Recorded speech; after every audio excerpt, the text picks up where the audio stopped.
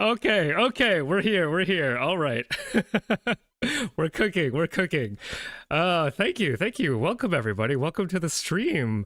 How goes it? Oh, I had like a whole thing. I had a joke, and all of that crashed and burned as my microphone decided not to work. But we're here. We're talking about biochem today. I'm not going to be wearing these goggles the entire time because they hide my cute nucleus, but yes, please do appreciate them. I'll start off by saying hello to all of you. Hello, Velvet, and SA, and Mr. Blanc. Blob. Hello, Toxo, of course. And Jareer Money. Dreamless Sleep, welcome, welcome. SA, welcome. Leo, hello, hello. 44 CPU 7, welcome, welcome. Sarix, welcome. Trojanet, Mr. Blob. Eric, thank you for joining my membership. Thank you so much. It's time to talk a little bit about biochemistry today. Yeah. Peacebone, welcome. Sorry, I'm not going to pronounce these. I mispronounced your name, but Kauno. Otto, welcome. Pedro, welcome. Icosahedron, welcome, welcome. Yeah, so glad to see all of you here today. OBS is being a little weird with me right now, so I actually don't know how many of you are, because the live tracker, for some reason, is not cooperating. Let's see if I can get that to work real quick before we dive in to some biochemistry, which I have been quite nervous actually about presenting, because it's been a while since I myself have actually thought about biochemistry in any kind of appreciable way. Fun fact, I used to want to major in biochemistry, so I actually thought that I was quite prepared to pull together this presentation, but then when I started to actually pull the presentation together, I realized that it had been a little bit of time. Let's just put it that way, right? But that being said, I actually really did appreciate the opportunity to put together this 101, and I had been putting it off for quite some time. So I think it's great to actually, for real, get into it. But before that, let me just go ahead and post the link to the Discord for those of you who want to join that, and then we will get started with no further ado. Okay, let's get this show on the road. So what are we here today to discuss? We're here to talk about biochem, and I thought it would be good to set expectations for all of you currently in chat. So this is the 6th entry in the Mol Bio 101 series, all right? So this is kind of assuming that you've watched my other stuff. If you've had like high school biology and high school chemistry, you should be fine. But if you haven't, this is just kind of a warning to let you know that I am going to be assuming you know certain things, right? So I'll be assuming that you are aware of what RNA, DNA, protein, lipids, and carbohydrates are and what they do, right? So this is biology 101 stuff. And then I'm going to assume that you have some very basic high school chemistry. So protons, electrons, bonds, reaction charges. I'm going to assume that you are well acquainted with those as concepts, right? So if you aren't, I think it's still worth attending, but you might get less out of this presentation, but that's okay. All right. So this is, of course, not comprehensive. I thought I could get through a whole entire semester of biochemistry in 2 hours, but as I was putting this together, I was like, oh my God, I'm on slide 50 and I haven't gotten to the paper. So this is just going to be enough of Biochem 101 to appreciate an actual paper about biochemistry or medicinal biochemistry in the fight against tuberculosis in the latter half of this journal club. All right, so the first half, we're going to be talking about the tools that you need to understand biochemistry. And then in the last half of the stream, we're going to be talking about tuberculosis, which I'm very excited about. Hey, Clockwork, welcome, welcome. Yeah, TV gang, I know. It's extremely topical right now, considering John Green's been doing some great work on that front. All right, so what is the agenda? So we're going to go over, where we all begin all the time is just talking about what is biochemistry, or more specifically, how I think about biochemistry in particular. And then we're going to go into some of Biochemistry 101. This is, of course, not a comprehensive list, but you'll need these tools to fully appreciate sort of how scientists do drug discovery with regards to difficult pathogens like tuberculosis. So we're going to talk about water, which for a lot of biochemists is like a boring place to start, but trust me, water itself is actually pretty interesting, and it actually forces a lot of biology to happen in interesting ways. Then we're going to talk about molecular forces, bonds, and reactions. We're going to be talking about binding, so when stuff sticks to one another, and we're going to talk about enzymes and catalysis, so actual chemistry, when we think about chemistry in the form of reactions. So we'll get to there as well.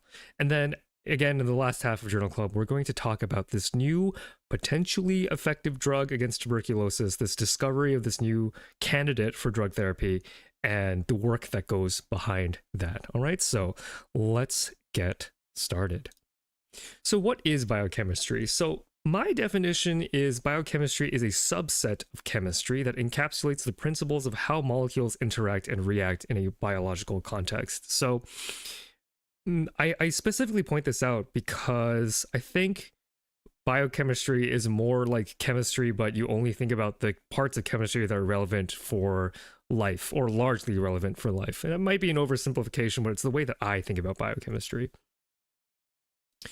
And so the way that I kind of break down justifying covering biochemistry as someone who isn't a biochemist, I'm only going to go as deep as you need to understand the story of biology, right? So if life is a game, like a D&D game, biology is the story or the plot, and biochemistry are the mechanics, right? So the underlying functions of how the story of biology works. So if you want to fully appreciate biology, it is my sincere belief that you need a working understanding of chemistry. Now, if you don't have a working understanding of chemistry, you can still enjoy biology. You just get more out of it when you kind of understand the molecules underneath the game. So we begin with water, as many biochemistry classes begin, and I want to talk about one particular property of water, and that is that water is polar. So by polar, I mean water has two poles. It has one side that is more positively charged and one side that is more negatively charged, right? And so this gives it some interesting properties right off the bat. And the thing is that life and everything that functions in biochemistry evolved to take place in aqueous solution. So even though it might be a little boring to think about water, you might think about water as being the filter by which chemical evolution happened and then subsequently biological evolution happened. TK, water is weird. It certainly is weird in terms of like the fact that it behaves quite differently when you freeze it, etc., etc. But the point of the matter is that life evolved, and life evolved from the oceans where there was a lot of this stuff. So a lot of how biology actually works mechanically is molded by the fact that water has these interesting properties. All right, so so water's polarity dictates its affinity for biomolecules. So biomolecules evolved their function around being in a solution of water. And so that there are specific reactions or interactions that water has with biological molecules. And here are just two of them. So on the screen, we have two different amino acids. One is tryptophan and one is serine. I won't go too into depth about what these symbols mean, but essentially there is a more negative end of water where the oxygen is, where there are some excess electrons here. And this partial negative charge can then form an interaction with the hydrogen on serine. And this forms a more favorable bond than water with something like tryptophan, where there are no sort of electron acceptors or donators. Right, so each individual piece of a protein will have their own affinity to water, and that sort of dictates how a protein folds. So it really is quite nice to begin at water, because you can't understand biochemistry without first realizing that underneath the beating heart of all of this science is a story of evolution in a body of water. All right, so this is a slide that I actually showed in my protein stream with Clockwork. This is called the hydrophobic effect. So again, life evolved around water. And so for full transparency's sake, I should say that if I were teaching this for a class, I wouldn't do it in this order. But I think this is the more interesting order to talk about these subjects. Just thinking about how dominant water is in terms of our history as living beings. The very shape of proteins is dictated by their environment, right? So water is going to contribute a lot to how a protein looks like at the end of the day. So in here, we have on the left an unfolded protein. Maybe this is what it looks like just spat out of the ribosome. In black, we have amino acids that are hydrophobic, so just like this bulky tryptophan without any oxygens that isn't prone to forming these kind of dipole interactions. And then in the clear circles, we have hydrophilic amino acids. So these are amino acids like the serine that do have this oxygen that can, or this hydrogen bond that can actually form a favorable interaction with water. And so this effect is really exaggerated in this cartoon, right? Because this is just a way to teach people how the hydrophobic effect works, but I want to show something that's kind of interesting. So I pulled up a kind of a random protein, This is rat integrin, and I want to ask chat, looking at this, and I'm so sorry if you are red-green colorblind. I want to ask chat real quick. I'll put it up as a poll, but what color do you think the hydrophobic, or rather the hydrophilic amino acids are? Which of these colors are the amino acids that like binding water? I want to see if you can actually tell. I'll put up a poll. Hold on, let me get that poll function. And then there's this color. We'll see how much of you get the answer correct, but just looking, that's kind of a tan color, right? And then we'll do last color. So what color do you think are the hydrophilic ones, the ones that like binding water? The ones that really like binding water. Because, you know, reality isn't quite as simple as a cartoon. So I want to see where your eyes go. Oh yeah, there are blue up there, Dreamless. Sorry, Jetty. The blue, they're actually sugars, so they're not actually part of the protein. I actually forgot to hide the sugar bits. So blue is not an option here, unfortunately. Although I could see why you would say blue. All right, so what do we say, chat? What do we say? All right, votes are coming in. Looks like we are just about set. Yeah, so what did chat say? So it looks like chat said red. And so will I say that, is it as clean as this? No, but you can see that most of the time when there's a red, it's on the outside of the protein, right? Let's see if I can get my cursor to show up. Yeah. So like here, there's a very obvious red sticking out. Here, there's an obvious red sticking out. Green, there are instances of green sticking out as well, but you'll notice that when you look deep, like look at the shadow inside the core of the protein, you'll notice that there aren't a lot of reds in the cores of the protein, buried underneath all the other amino acids.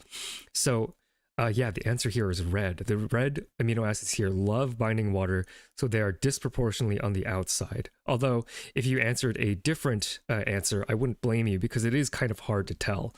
But in any case, this is a rule that holds generally true because that's just how the chemistry works out here, right? They would want to keep most contact points with water opposed to other amino acids. Yeah, so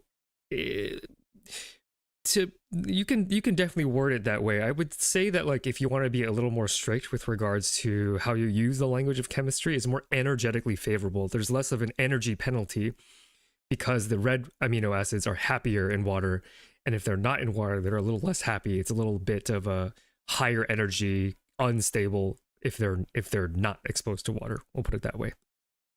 Okay, very good. Okay, so the thing is, to go down this theme of understanding how water crafted life, we can actually, with a decent amount of accuracy, predict the structure of proteins just from understanding which parts of the proteins are hydrophobic. So this is a lipid bilayer. This is a layer of fat that surrounds your cells. It's what membranes are made out of. And the membrane is made out of two principal parts. There's the phosphohead, this phosphate group, which carries a -4 charge. So a very heavily charged molecule is going to want to face the water so that it can bind the positive end of water. But these tails, these lipid tails, these are uncharged. So these are very unhappy in water. They're happier binding to each other than they are with water.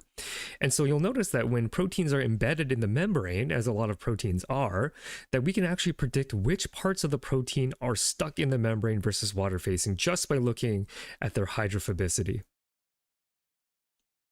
So here's a real piece of data from a paper from Horibata et al. In 2017, trying to determine the structure of this protein star D7. So they don't know what star D7 looks like. They're trying to figure out what this protein does, and they are doing what's called a hydrophobicity plot. So what you do here is you sequence the genome. So you sequence this gene, you know exactly what amino acids are in this protein, but you don't actually know how this protein looks like yet. But if you want to get an insight as to where you might find this protein, you might choose to do something like a hydrophobicity plot, where you rank every single amino acid in order. So you have the amino acid number down here. On the y-axis, you have hydrophobicity. So really high on the scale is an amino acid that really hates being in water, and then on the negative end, amino acids that love being in water. And we can actually see that there's a stretch here that is very hydrophobic, like extremely hydrophobic, really hating water. And when there are that many amino acids in a row that really hate water, as opposed to these tiny spikes, that is a good indication that there might be a transmembrane domain there. Welcome to the membership. Thank you so much for joining, Cyborg. Welcome, welcome. Does anyone remember that protein folding game from way back? Yeah, I remember that. I remember that happening in college. Very, very cool. I actually don't really know what's become of Foldit. It'd be interesting to check up on that down the line. Very neat, very neat. Very cool. So I love hydrophobicity plots because it kind of shows you that chemistry works, which is really weird to say out loud as a biologist, right? Because I feel like when I was taking chemistry in school, a lot of chemistry was so abstract to me that it didn't feel like there was any rhyme or reason. But when you look at the application of chemistry within biology, I began to feel a lot more comfortable with understanding how chemistry works, which is quite nice. Okay, so I want to talk now about molecular bonds and forces. So if you've taken chemistry, this is a lot of review, but I want to put my own spin on it. So there are bonds called ionic bonds. These bonds happen when different atoms will donate electrons to one another. And so this is where your salts come from, right? So sodium chloride is an ionic salt. So sodium donated electrons to chlorine, or one electron to chlorine. And this is the strongest bond by far. So if you have a salt, the bonds between the molecules in that salt are orders of magnitude bigger than all the other bonds. However, what can disrupt those bonds in terms of physical space is water. So again, returning back to this idea, life evolved in water. It's no wonder that water is so important, right? So just keep that in mind. And I want to talk a little bit about the fact that ions are really important in biology. And here's a little vignette, and I'll sprinkle these vignettes so that the people in chat that have chemistry background aren't bored out of their mind, because this is a lot of review. So some of these vignettes will be instances in biology that I find interesting. So by training, I am, or was, a neurobiologist, right? So I was primarily interested in how neurons functioned. And so there is a receptor called the NMDA receptor. And so this is a protein that sits on the membrane of neurons, and it helps regulate plasticity. This is how neurons learn. So it's how neurons understand when to make their connections stronger and when to make their connections weaker. And so in order for the NMDA receptor to allow the neuron to strengthen or weaken a neuronal connection, they need to let calcium in, a calcium ion. Unfortunately, the NMDA receptor is blocked by a magnesium plug. And so if you are a chemist, you know that calcium and magnesium are quite similar. They are both in the same column of the periodic table. And so calcium, if there is a magnesium block inside this receptor, is not going to be able to make it through. However, high neuron activity, a lot of neuron activity will actually change the charge on this end. So when there's a lot of neuron firing, the cell side of the neuron will get a positive charge. Positive repels positive, right? Like repels like in terms of charges.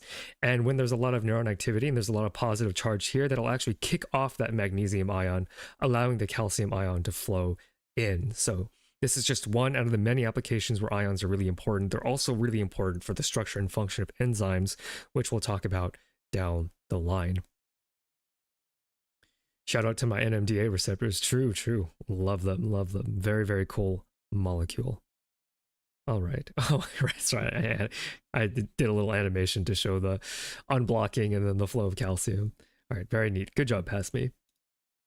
Okay, next bond. These are covalent bonds. So these are the bonds that are more frequent, I should say, in biology. These are the bonds that hold together different molecules, your biomolecules. So these bonds are formed when different atoms share electrons. So instead of donating like you would in an ionic bond, for covalent, you are sharing electrons. So we have a very classic C4 here, carbon bonded with 4 hydrogens. These kinds of bonds hold together the primary structure of molecules, and they are one step down in terms of bond strength in relationship to ionic bonds. I mean, so this is the next most powerful or strongest bond to form. So this is the kind of bond that forms the backbone of like your DNA, right? So down the ladder of DNA, that's being held together by covalent bonds. In between different amino acids of your proteins, those are held together by covalent bonds. That's how these molecules stay together. One more down, we have dipole-dipole bonds. So now we're getting a little more abstract here. These are hydrogen bonds. And so these bonds are formed when hydrogen is forming this sort of partial bond isn't really the right word, but it's not quite covalent where they're actually sharing the electron, but it's more like their electron clouds are overall attractive to one another. So hydrogen is partially positive, and this oxygen here has a partially negative side, and so there's going to be an interaction that happens between this negative side and this positive side. And so hydrogen bonds are a type of dipole-dipole interaction. They're actually the strongest kind of dipole-dipole interaction, and they are responsible for holding the rungs of the DNA ladder together. So between thymine and adenine, between cytosine and guanine, down the middle, that is where the hydrogen bonds occur. So these are very powerful, significant bonds that happen very, very often in biology. So major non-covalent bonds that are everywhere. They are so important. So they're important for, again, that DNA structure. They're important for protein structure, how they fold, and yeah, between bases in DNA. I think this is how geckos stick to stuff. I'm not 100% sure. I did hear that geckos stick to stuff via the next mechanism, but then I heard that that was debunked. So that's kind of interesting that you bring that up. So I'm not entirely sure. I've heard that it's a major factor for how proteins stick to other structures. Yeah, it depends on what you mean by structures. I'm kind of curious, especially regulatory structures onto DNA. Yeah, I could see that. Can't remember off the top of my head if that's true, but that sounds correct. And that strength can be influenced by pH ion concentration. Definitely true. Unfortunately, I did not have time to cram in pH into this very condensed Bio 101 stream. All I know that gecko sticking is very strange and very strong. Yeah, for sure. I was also taught that that was through VDF binding, which is what we'll go into next. But then when I looked at the Wikipedia article for VDF binding, it said that it was disproven, and I was shocked, so I couldn't show a gecko on the next slide, which is unfortunate. Yeah, so VDF, van der Waals, these are temporary dipoles. So while something like a hydrogen bond, this hydrogen is always partially positive, this oxygen is always partially negative. Temporary dipoles happen between non-polar molecules or molecules without that like high level of electronegativity. So between two carbons, this is a good example. Carbon bonds, right? If they are not covalently bonded carbon-carbon, two separate molecules, they will form a VDF bond. I don't even know if it's right to call them a bond because they're that weak. But basically, between carbon, or on a single carbon atom, there is an electron cloud, and that electron cloud isn't exactly biased in any particular direction at any given point, but it can. So if there is a temporary shift in the electron cloud, if just by statistics, there's a statistical probability that more of carbon's electron ends up on one end of carbon, that'll by definition make one end of that carbon relatively negative and the other end of that carbon relatively positive. Well, because that end is relatively positive, that actually induces the other carbon to kind of change its electron cloud density, and you form this very, very, very weak kind of force. So individually, these are very weak, but actually, if you have a lot of these, they are quite strong. So originally I had the gecko image here, but again, according to the Wikipedia article, that's been debunked. So instead I have microfibers. So microfibers work in this way. Microfibers are great for cleaning things, but they're not actually cleaning them by like electrically attracting them in the way that something charged would. It's that they have a lot of surface area, and a lot of those surface area interactions, there are just more instances of van der Waals binding. And because this is a type of bond that stacks the more you have, that makes microfiber a very good method to stick to things that are loosely bound. All right. VDF is stronger the more electrons an atom has. Iodine has strong VDF. Oh, interesting. It's been a while since I thought about those things outside of just the biology context, because for me, when I think of VDF, I just think about surface area and size as opposed to electrons, right? I mean, I think you're right, but in terms of biology, you end up simplifying that concept into just the bigger the molecule is, the more VDF you end up with, which is correlated to the amount of electrons. Yeah, so hydrogen bonds, right? So hydrogen bonds, that's holding together the rungs of the DNA ladder, but actually there's a ton of VDF forces that act on DNA as a whole, because DNA is one, like your chromosome, it's just a very long stretch of DNA, and that stacking will make VDF go from a very weak force to a very strong one, because it scales with size. All right. Those pieces of cloth look like my piece of cloth that I used to clean my glasses. Absolutely, that's because it's made of microfiber. Okay, so those are the basics in terms of understanding the bonds and forces. Also, welcome, more juice. Hello, welcome, welcome. So that is the basics of how these bonds form and their relative strength. And if you kind of understand that, then you know the underlying mechanics behind how biological molecules not only assemble, but also how they interact. But if you want to get really deep into how they interact and actually connect that to biology, you need to understand binding. And so the way that I like to explain molecular biology is that molecular biology is just soup. It's just molecules in soup that are jiggling all the time, and they bump into one another. And when they bump into one another in just the right way, it does stuff. And so what are the rules that govern molecules binding to one another or bumping into one another? So if you are a chemistry student or a biochemistry student, or if you've taken biochemistry, this has probably been about a quarter of your class. So this idea of equilibrium, which is not intuitive if you've never taken a biology or a biochemistry course before. So in this jiggling soup, molecules are always bumping into one another. Sometimes they bump in very briefly and don't really bind, but just kind of bounce off one another. But sometimes they do form a meaningful interaction. But the thing is that, you know, not all molecules are catalytic. Sometimes they stick to one another, stay that way for a while, and they pop back off. So in order to understand the underlying mechanics of how binding works, you have to be familiar with this idea of equilibrium. So we have a molecule A and a molecule B, and then that forms an equilibrium, so this double-sided arrow with a complex we call AB.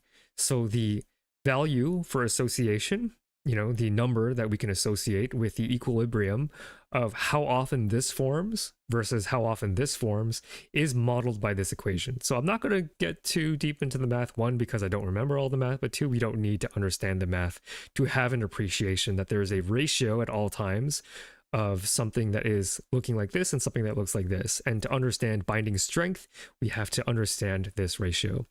So if you are a biochemistry student, just keeping this formula in mind will get you through half of biochem, basically. I'm getting PTSD. Yeah, me too. I think Toxo might be getting PTSD too.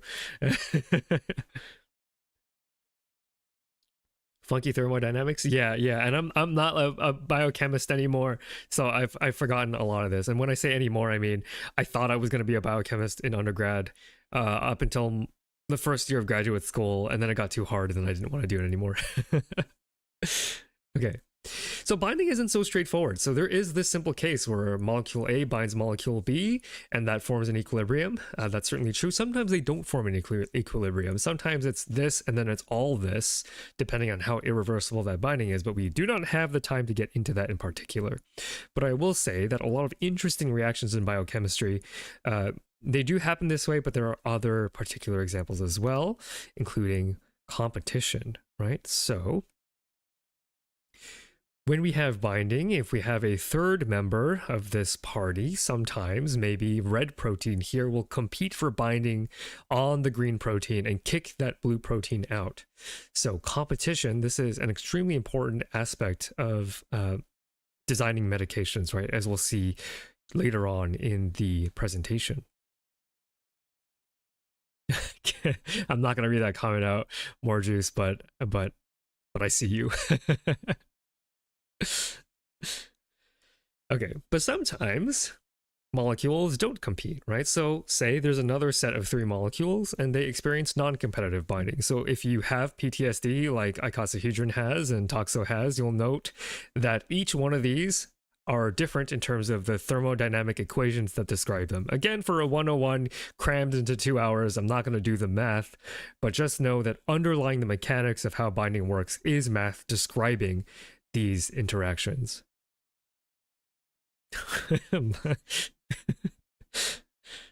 I sure hope that you know, all the grant agencies that I applied to, and I've been like, oh, I do this stream and like we talk about biology, and it's great because I can talk to people who want to learn biology and people talk back and we have this great interaction. I hope they're not tuning into this particular segment of the stream. A non-competitive, uncompetitive inhibition being different things will never not be stupid. That is also true. I forgot about uncompetitive inhibition. Oops. But yeah. Oh wait, I know that is coming up, but I just called it a different thing, I believe. Although you can correct me if I'm wrong, Lunkel.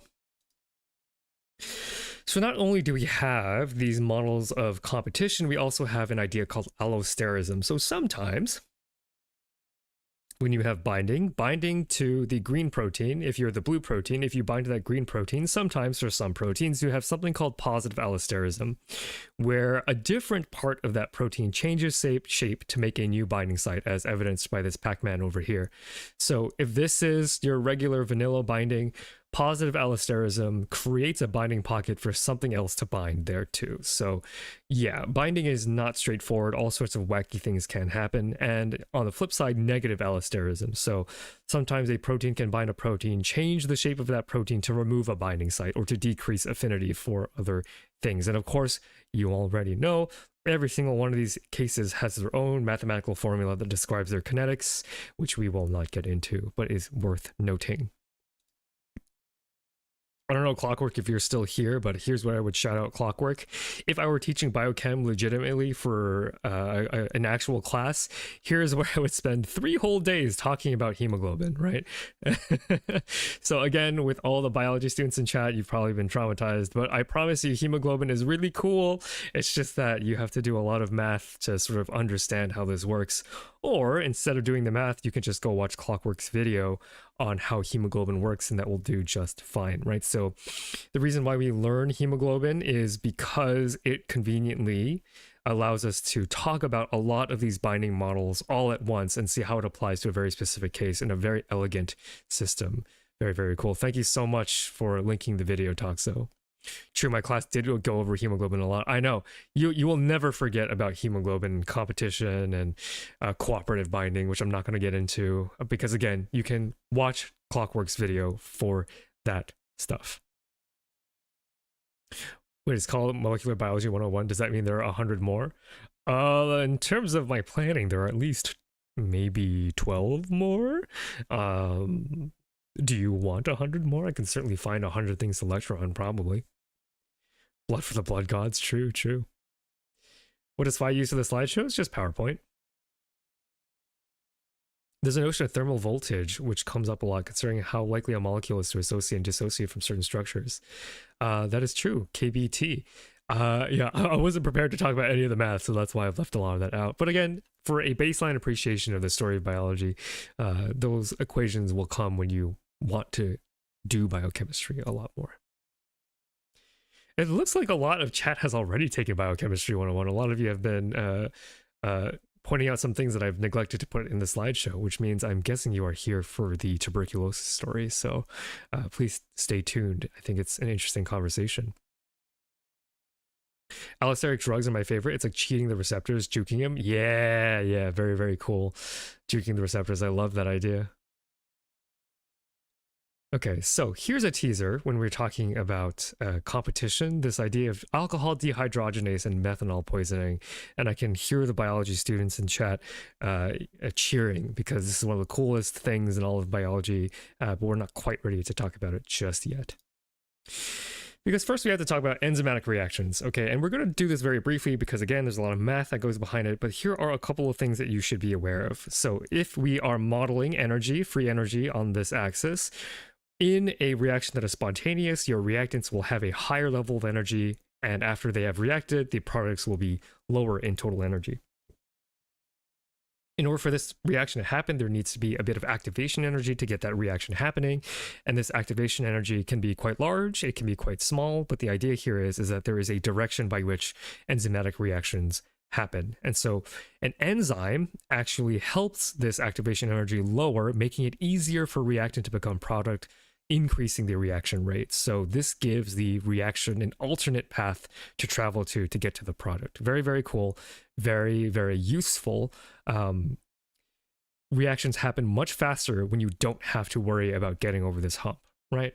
And so here's the little bit that I'm sure we could all use in terms of reminding ourselves that enzymatic reactions, they increase the rate of reaction. And I'm sure if you've taken biochemistry, you've had this beaten into your head repeatedly, but it is worth saying because it is very easy to get confused. Enzymes do not make chemical reactions happen. They make chemical reactions happen faster. So reactions where reactants have more energy than products will always happen spontaneously. Now, there are enzymes out there that use molecules like ATP to donate some energy so that you can get products that have higher energy levels than reactants. So in terms of, instead of catalysis, which would be breaking up molecules, you would have the opposite of catalysis, whatever that word is that I can't remember. So that is worth noting.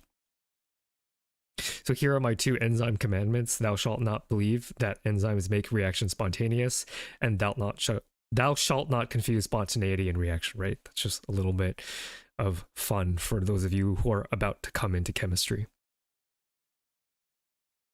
Oh, anabolism. Yes. Thank you so much, Marlon. Glucose to 6-GP. Yep.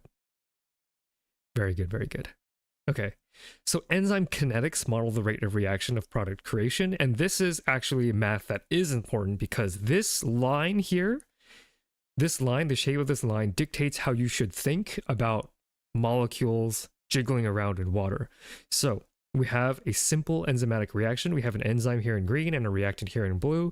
And the products are, maybe this enzyme, all it does is break the product into two. So the amount of product turning into, the amount of reactant turning into product over time looks like this. And so this is an interesting shape. And if you can understand why this shape is the way it is, you will have understood something major about the underlying principles of biochemistry that help biology function the way it does. So chat, I have a question for you. And if you are a biology/chemistry student, please do not answer. Don't answer. Let the unless you've all taken biology and chemistry before, which is totally cool, but like let's give the students who have not had a chance to really think this deeply about reaction rate to think this one through. So why isn't this relationship linear? So why does it have this weird shape? Why does it plateau? So please please give me a little bit of time to hydrate and give other people a time to figure out why this is not linear. Because enzyme is lazy. That's a very good answer. That's a very, very good answer. Very good. This is literally my job, so we do not want to hear from you, Hair Day.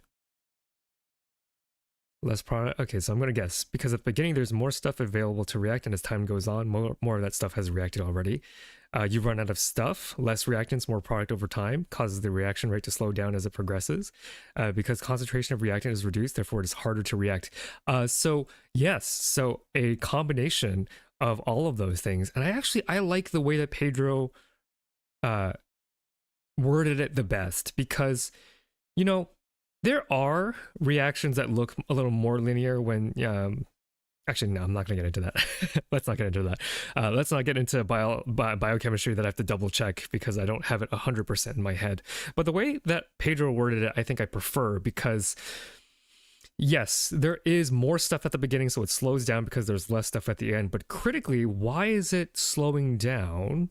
It's because the enzyme is having a harder time finding the actual molecules to react with, right? And this is assuming that there isn't some sort of weird equilibria between reactant and product, right? But I like that, and so that is enabling you to sort of get into the mind of a biochemist, this idea of jiggling soup, going around and thinking about individual molecules as entities on their own, right? So this idea that this enzyme has to find the reactant to turn it into product is pretty important to keep in mind. So if you understand that, then you are ready, if you haven't already taken biochemistry, to understand sort of the more theoretical stuff. Very good. Okay.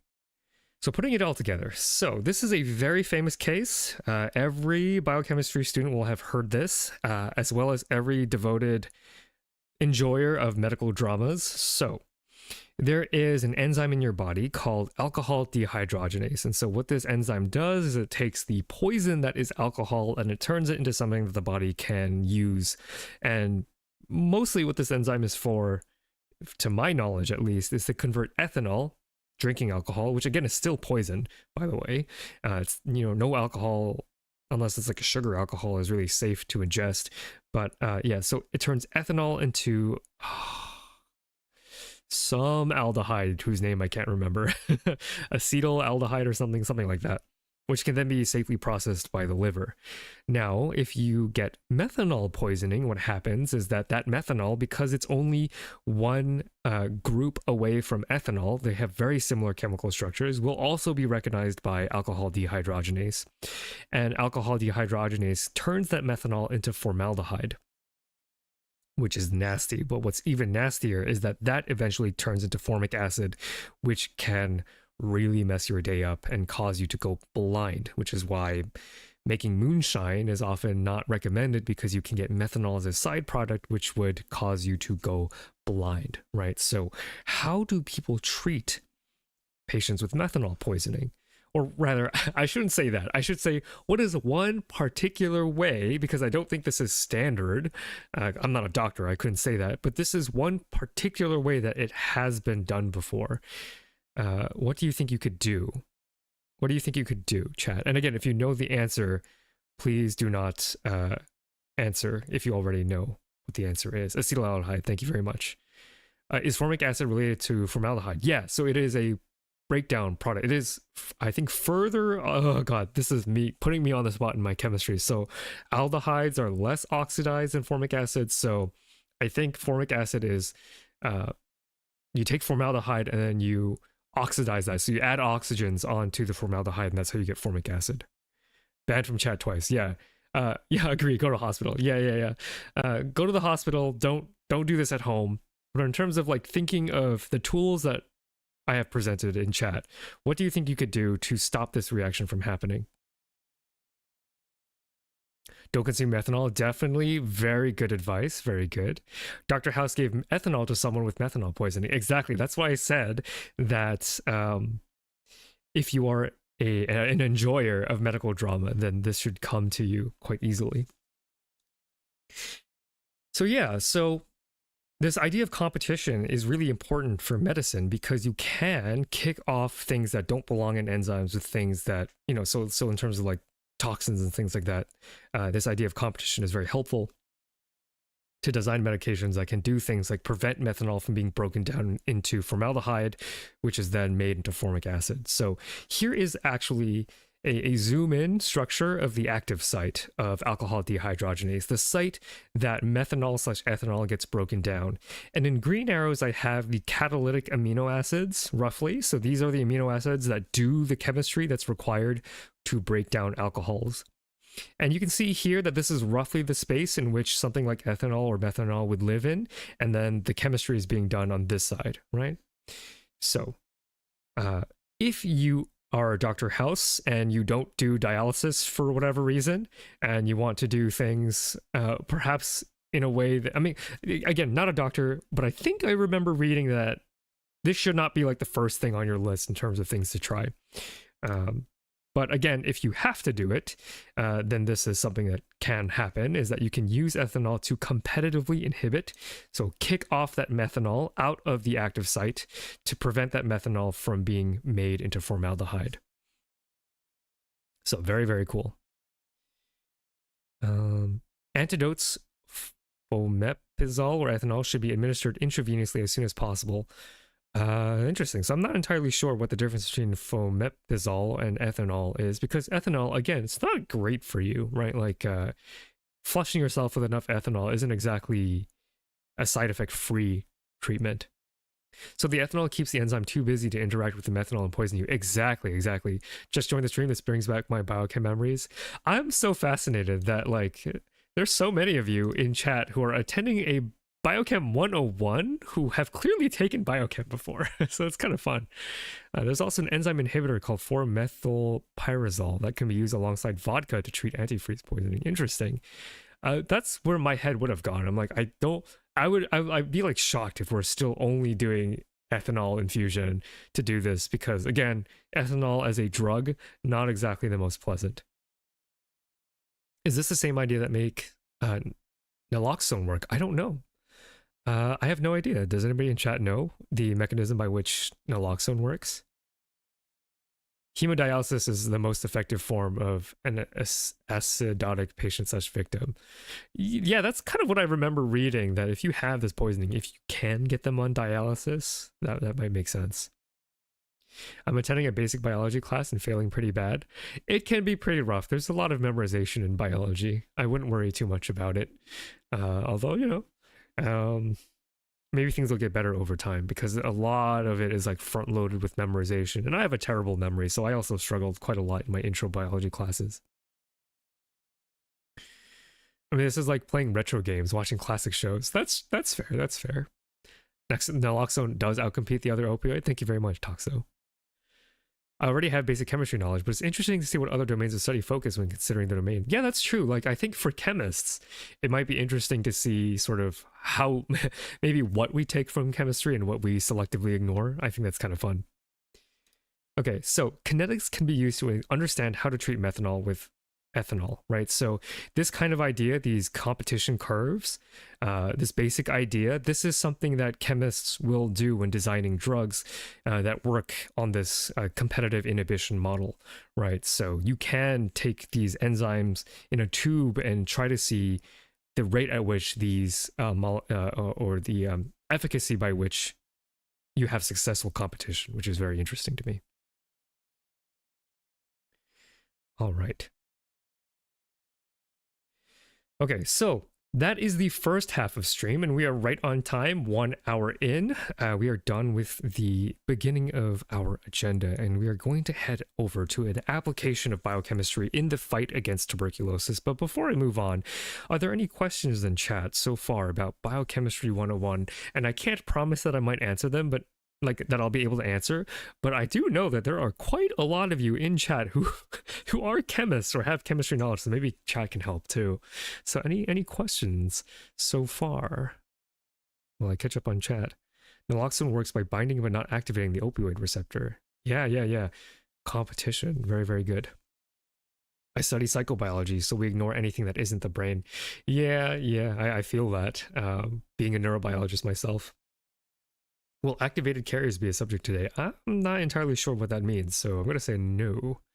I'm hanging on by the skin of my teeth, but I think I'm with you. Okay, that's good, that's good. Again, I'm very impressed by everybody who tunes in for a true 101 experience, right? Just here for the learning. Very, very cool. Doing a great job. Thank you so much. Okay, all right. So let's talk about the fight against tuberculosis.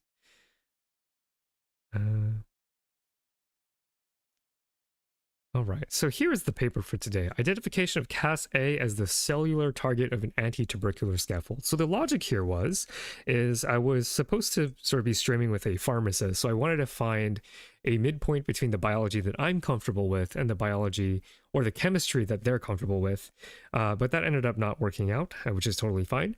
And so I wanted to pick a paper specifically that looks at understanding the biological mechanisms behind pharmaceuticals, because I think that's a good combination of what I'm interested in and chemistry. So taking the idea of drugs and seeing how they work in certain bacteria. Okay, so what is this paper about?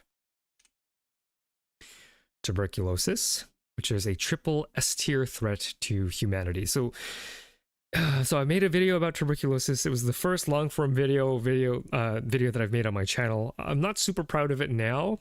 I think it's okay, but it was an obvious like Tier Zoo ripoff. I think I would like to redo the video one day in my current style, right? Because after I did the Tier Zoo thing, I was like, this doesn't really feel like me. And then I got a lot more comfortable with my own voice in terms of writing scripts. But to summarize that video, if you haven't watched it yet, tuberculosis is a real MFer of a bacteria. It is so well adapted for persistent infection that it's insane. It infects macrophages, and so any pathogen that infects your immune system is going to be extremely difficult to get rid of. And not only that, it targets the alveolar macrophages, which are already kind of weak. They're not really built to destroy pathogens. They're built to like clean up dust, right? So like a vulnerable immune cell. And they form these like bunkers inside of your lungs that prevent immune cells from penetrating the dead calcified tissue. So they really are these horrifying little buggers. And if you've watched John Green's body of work, you would know that not only have they historically been one of the biggest threats to humanity, they continue to be so, right? Like in terms of the number of deaths per year, tuberculosis is always finishing at the top of that list. Really, really bad, and for some reason underfunded, which is absolutely insane considering the global disease load that tuberculosis presents. NADH and pyruvate are examples of activated carriers. Oh, I see what you mean. I think we just call them electron carriers. That's how I remember referring to them as. Not a chemist, graduating school soon, take a great interest and fascinated with exercise science, anatomy, and physiology. Very, very cool. I hope you get something from this, because with physiology and exercise science, there's a lot of chemistry that goes underneath the scenes. Yeah, yes, the White Death, exactly. Famous evil germ. Love the dastardly mustache. Toxo's designs are awesome. I love them a lot. Yeah, you should keep the old video so you can see how far you've come. I don't intend on deleting it. I just feel like I want to redo it at some point. Even though the algorithm might not like that. I just feel like I could do a better job nowadays. Yeah, I think, Marlon, I think we do refer to them as electron carriers. That's surprising. You'd think that the lungs would have extra strong defenses since they are quite exposed to the atmosphere. Yeah, I mean, a lot of the defenses in the lungs are along the way to the lungs, right? Like mucosal membranes that line the epithelium that lead to the lung. But I agree. It is kind of weird. I'm not like a lung expert, so I don't actually know the architecture of how the immune system works in the lungs, but it is strange that like you don't have, or maybe it does make sense. Actually, I remember this from my TB video. You actually don't want like a crazy immune system in your lungs because your lungs are always exposed to crazy things. You would rather have an immune system that is dampened in the lungs so that you don't, die because you inhaled some dust. Shout out to my viewers with asthma. Although that's more like an allergy thing versus like a persistent macrophage thing. Once had a medical microbiology teacher. She had TB 3 to 4 times. Sweet lady, but she mentioned it once per class without fail. Yeah, because TB, because it hides in the corpses of your macrophages, it's really hard to fully eliminate. Like the drugs just can't make it in there through the corpses of the calcified tissue, right? So it like, if you are a biologist and you want to do a lot of good for the most people, TB is a consideration, right? As opposed to me, like in terms of me, when I was an active researcher thinking that I would go into research, my whole thing was like neurodegenerative disease, because I have a personal, like spiritual, you could even say, desire for, I just think it's very tragic when things in the brain go wrong. So that's where my life would be dedicated towards if I had been a researcher. But if you want like just like maximum human suffering alleviated, tuberculosis would be a contender for that award. All right, so here's another very unfun game that we can play, chat. So how much do you think it costs to treat a single patient with TB? More people in the West need to be concerned with TB? Yeah. Especially, so here's a little shout out that I can give right now. If you're in America, make sure that your senator, especially if you are in a state You know the ones. Make sure your senator knows that you would like for our very powerful American Institutes of Health to remain funded. America is the leader in terms of managing global diseases and innovating medical technology. And boy, would it be a shame if all of that funding went away. So again, if you live in one of those states, your senator could use an idea of where you think their priorities should be. Okay, so regular tuberculosis that is not drug resistant, how much do you think it costs? We'll go in order. So we have $5,000 as a guess, $5 as a guess. Are we using US standards in healthcare pricing? We're talking the total cost of a single patient in America. And I'm not talking about what the patient pays. I'm talking about what it costs for the patient to get care, because we're not talking about insurance or anything like that. Just like doctor labor, money, round the clock care, hospitalization, those costs. In America, they're not subsidized. So like when you're a patient, you see the like big number. If you're elsewhere and you pay like $5 for your healthcare, that's because the government pays the rest, or your insurance, or like a national system or something pays the rest. In America, we bear the brunt of the entire thing. So how much do you think it costs in total for a patient? 100K for regular, 500K for extremely drug resistant, 200K, 10K, 100K, 250K, screw it, 1 million, less than 50. A lot of different answers here. So for regular TB, it's 1,700, 1,000, sorry, 17,000. That's how much it costs for a single patient with not drug-resistant TB in 2014, right? So we've had inflation since then, so, you can do that mental math. What about multi-drug-resistant tuberculosis? 150K, 100K, 500K. Yeah. So we're getting into the hundreds of Ks here. So 134K for multi-drug resistant tuberculosis. And what about the nastiest category? Extremely drug resistant. I saw 500K, 1 million in the chat, triple the amount. Big nah. For sure. 400K, 400K, 1.5 million. The axis going up to 500K is scaring me. It scares me too, because guess what, chat? 430K for a single patient with extremely drug-resistant tuberculosis. This is a terrible, terrible problem that plagues a lot of the world. And, in the West and America, we think, hey, we have vaccines, whatever. Or actually, that's not even true. Do we have vaccines? I think we have some in trials. I don't know how effective they are.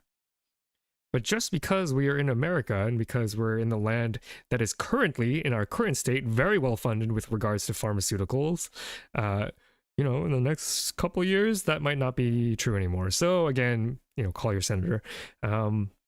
So I hope I don't need to convince you any further, especially if you've watched John Green's work already, that tuberculosis is a big freaking deal, okay?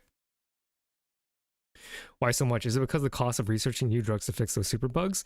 It's part of that is like expensive drugs, but also like if you have to be hospitalized, that's 2 weeks in a hospital or something, or months in a hospital, depending on how badly tuberculosis wrecked your lungs. Months in the hospital means you have to pay the doctors, hospital admin, nurses, administrative staff, etc., and they don't work for free, nor should they.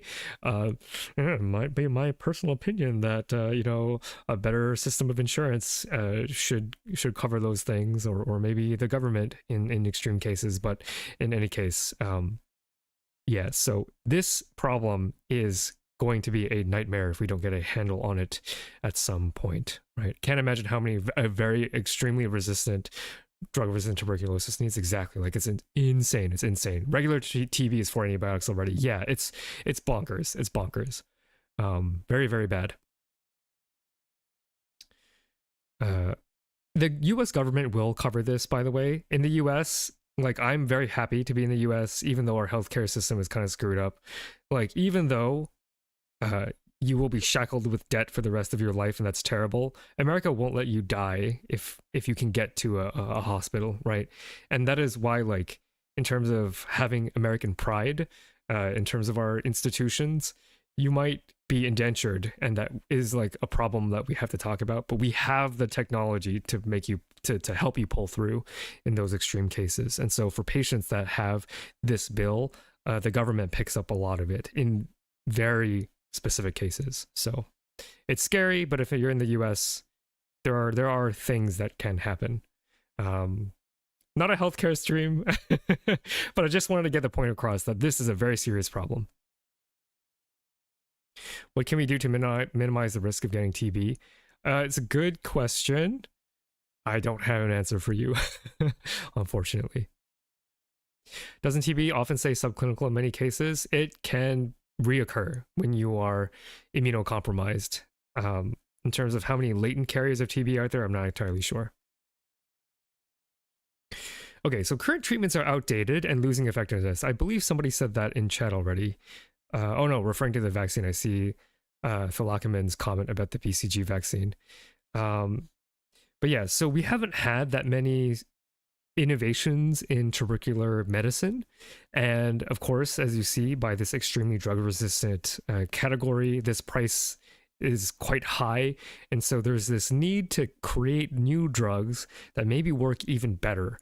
So maybe we do have to tack on more drugs, and maybe that worsens the problem because this stupid thing is so good at evolving resistances. But we can't just lie down and take it, right? Like, making new treatments will buy time for other scientists to sort of come at TB in a way that is more lethal to TB.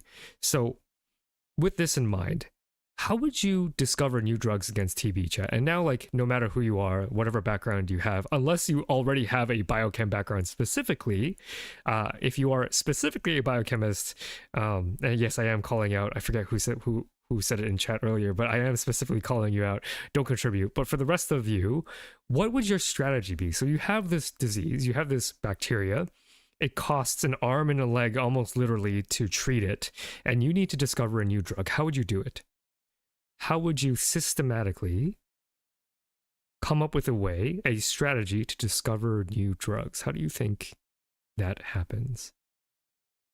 Mushrooms, you can take inspiration from nature. That is an option.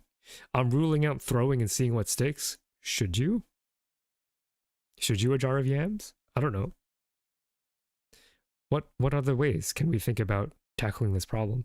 Look at how it works, then start playing with AlphaFold until you find something that mucks it up. AlphaFold is definitely an idea. However, AlphaFold is not a repository of crystal structures that are confirmed to be true, so there's always a little bit of uncertainty when it comes to AlphaFold. Sequence the TB genome, find targeted ways to shut it down. Ooh, I like that. Sequencing the TB genome and finding ways to shut it down. So I like some of these approaches. That's very cool. What are mechanisms it uses to establish persistence in the body? So this is going with more juice in terms of thinking about tuberculosis pathology and mechanisms. Identify a feature to the pathogen and figure out a chemical to disrupt it. Apply TB to model organisms. Throw the kitchen sink. Pray. Understand what systems TB uses to work. Yeah. So I'm going to classify, everybody here are describing one school of thought when it comes to drug design, and that is, oh, I wish I wrote it down. It's not non-naive. It's not motivated either. Oh, someone with biochemistry knowledge. What's the term I'm looking for? Where you have a hypothesis. Because the approach that this paper takes is a hypothesis-free approach. Dang, I wish I wrote the term down. Targeted, designed, something like that. Rational drug design. Thank you so much, Lunkel. Thank you so much. Rational drug design. Thank you, Skylar. Yes, thank you.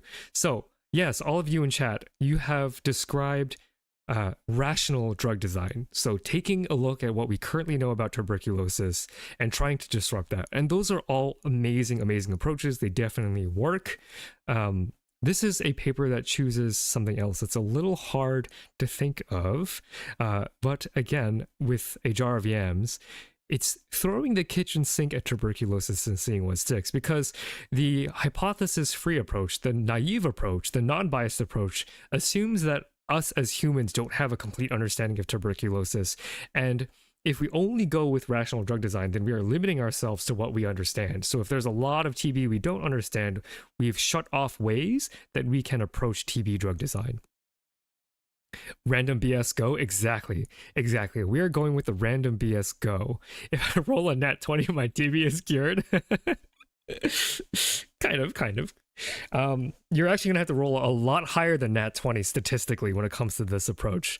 So how does this approach work? So there are repositories out there called chemical libraries that contains millions of different chemicals, millions of different small molecules. All of these are potential drugs out there. These are just a small handful, but you have these little chips, and each of these chips have a tiny little bit of liquid in them, and that tiny little bit of liquid in them contains a very tiny amount of a I don't want to call them randomly generated small molecules, but they're like, they're kind of randomly generated. And what you can do is you can throw millions of these randomly generated molecules at tuberculosis and just see what kills it, which is sort of the naive approach. So this is throwing the kitchen sink. This is throwing everything you have and just seeing what works. And I think that is an amazing approach, and very, very cool. Because you don't have to understand anything about TB, you can just go for the throat. A barrel of dice, exactly. You would have to roll a lot higher than a nat 20. Nat 2 million, maybe. High throughput screening, exactly. High throughput screening. Taking a ton of things and testing them all at once. Isn't technology amazing? Okay, so of course, if you randomly generate a billion molecules, not all of them are going to be relevant for drugs. And so there is a pharmacist, biochemist called Lipinski, and Lipinski's rules have influenced the philosophy behind drug design for many years. And so here are Lipinski's rules of 5. Note that there are not 5 rules, which is super annoying, but the reason why it's rules of 5 is because 5 happens a lot in here. So no more than 5 hydrogen bond donors. So this is mostly referring to NH, so nitrogen, hydrogen, and hydroxyl groups. No more than 10 hydrogen bond acceptors, so nitrogens and oxygens, molecular mass of less than 500 kilodaltons, and an octanol water coefficient less than 5. So the octanol water coefficient. If you have an octanol water coefficient greater than 1, then you dissolve easier in oily fats than you do in water. And so you want to be under 5 for that. So it can dissolve easier in fat-like mediums, but not overly so. And so why might this rule of 5 work for something like a drug? Why is this a particularly attractive set of quote-unquote rules for molecules? For drugs. Let's see, reading chat. Won't it mutate, causing drugs to stop working? Eventually, perhaps that is true, but that should not stop us from trying, right? Of course, we need scientists who think of innovative ways to get at the heart of drug resistance, so we don't just keep piling on things. But at the same time, we can't just sit down, right? We can't just sit down and let this disease kill hundreds of thousands of people, right? Or tens of thousands. I don't remember what the death toll is. Spontaneous combustion on a barrel of nat 1s, yeah. All right. How do you make sure the drug that you find isn't toxic to humans? That's down the line. That's not at this stage of research. This is very early level research here. These rules ensure that your molecule is capable of crossing lipid membranes and don't get rapidly excreted in urine. That is part of it. So you want these drugs to pass through the membrane, so it can't be so super uber soluble. Well, actually, that's not entirely true. I'm not going to speak further on that because I need to double check Lipinski's rules for solubility. But this is just the basics. It's ideal for bioavailability. Yeah, so Lipinski came up with these rules as a way to sort of guide design when it comes to the bioavailability, empirically and theoretically, I believe. So it doesn't bond everything. I'm not really sure. This isn't my field of expertise, so I don't know if that's a part of the correct answers. Off-target interactions, not at the level of Lipinski, I believe. What else we got here? Yeah. Organs are more lipid-based, the low weight in Dalton allows it to easily travel in the bloodstream and membranes. Yeah. So that's where we're heading towards. So before you get too worried about how these drugs will interact with tuberculosis, again, we're screening 2 million of them. Something's gonna kill tuberculosis, probably. What's more important at this stage is finding something that might work in the body that also kills tuberculosis. So Lipinski's rules doesn't have anything to do with medicinal efficacy, right? So these rules don't help it kill tuberculosis. It helps it be effective in the human body. So that's what these rules are for. 1.25 million globally, 2013. Jesus Christ. Yeah, bad problem. All right. 50% of all oral drugs violate the rule of 5, so it's just a rough guideline. Yeah, exactly. It's not like you have to have these rules, but it helps narrow from 2 million, right? So we have, so these rules help with solubility, so you don't want your drug that's supposed to be soluble in water to crash out as a salt and then not actually be able to do anything. You want it to be permeable to membranes, so you want these small molecules to be able to pass through very easily through lipid membranes so that it can get to cells, and you want them to be absorbed well. I don't really know how Lipinski's rules affect absorption. That's kind of out of my expertise, but it's interesting to note that there are these guidelines with regards to drug design. All right, so here's the history of this paper. So previously, there were 2 million molecules with these favorable properties for drugs, right? So maybe they're not all like following Lipinski's rules of 5 exactly, but enough of them to be potential hits for drugs. And you take these 2 million different molecules and you treat a whole bunch of different mycobacterium. So the history of this paper, to be fully transparent, is that not all of the tests were done in Mycobacterium tuberculosis, because you can imagine that growing enough tuberculosis for 2 million tests would make that maybe the most dangerous lab to ever exist. So instead they used a cousin of Mycobacterium, and then the hits in Mycobacterium, the cousin of tuberculosis, they then confirmed that it also worked in tuberculosis, which is a pretty good strategy, right? You don't want to be put on a list, basically, growing vats and vats of tuberculosis when you don't have to. Just use the cousin and then confirm.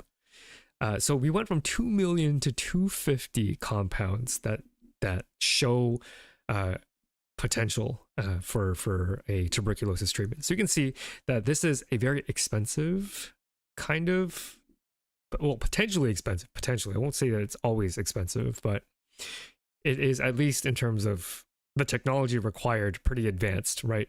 250 out of 2 million, you're going to have to roll a lot of D20s, a lot of nat 20s to actually get a single hit. So unless I got the background wrong, but I think they pulled from a library of 2 million, or maybe they pulled a subset of 2 million. In any case, it's at least hundreds of thousands, I think, out of the total 2 million.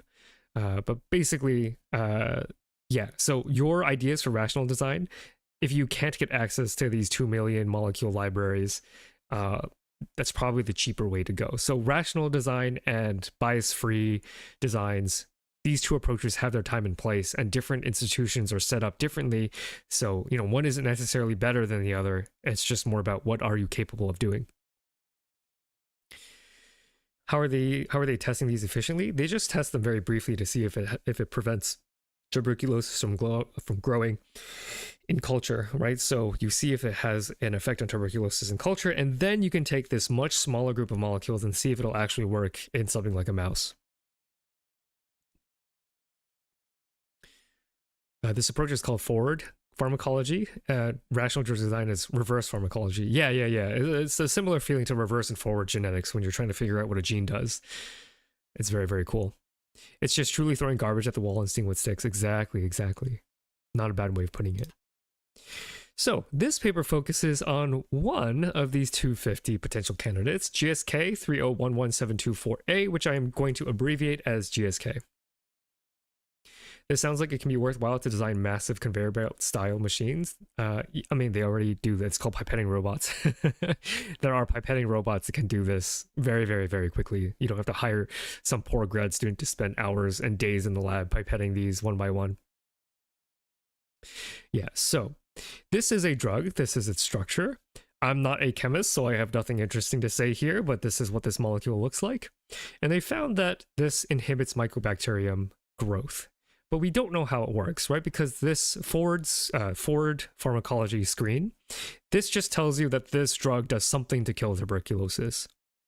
And so so this is a plot, this is a figure from that paper where it actually shows that this GSK molecule is capable of inhibiting the growth of tuberculosis. So here we have a log plot, we have a dosage curve that's also in a form of exponential in logs, I should say.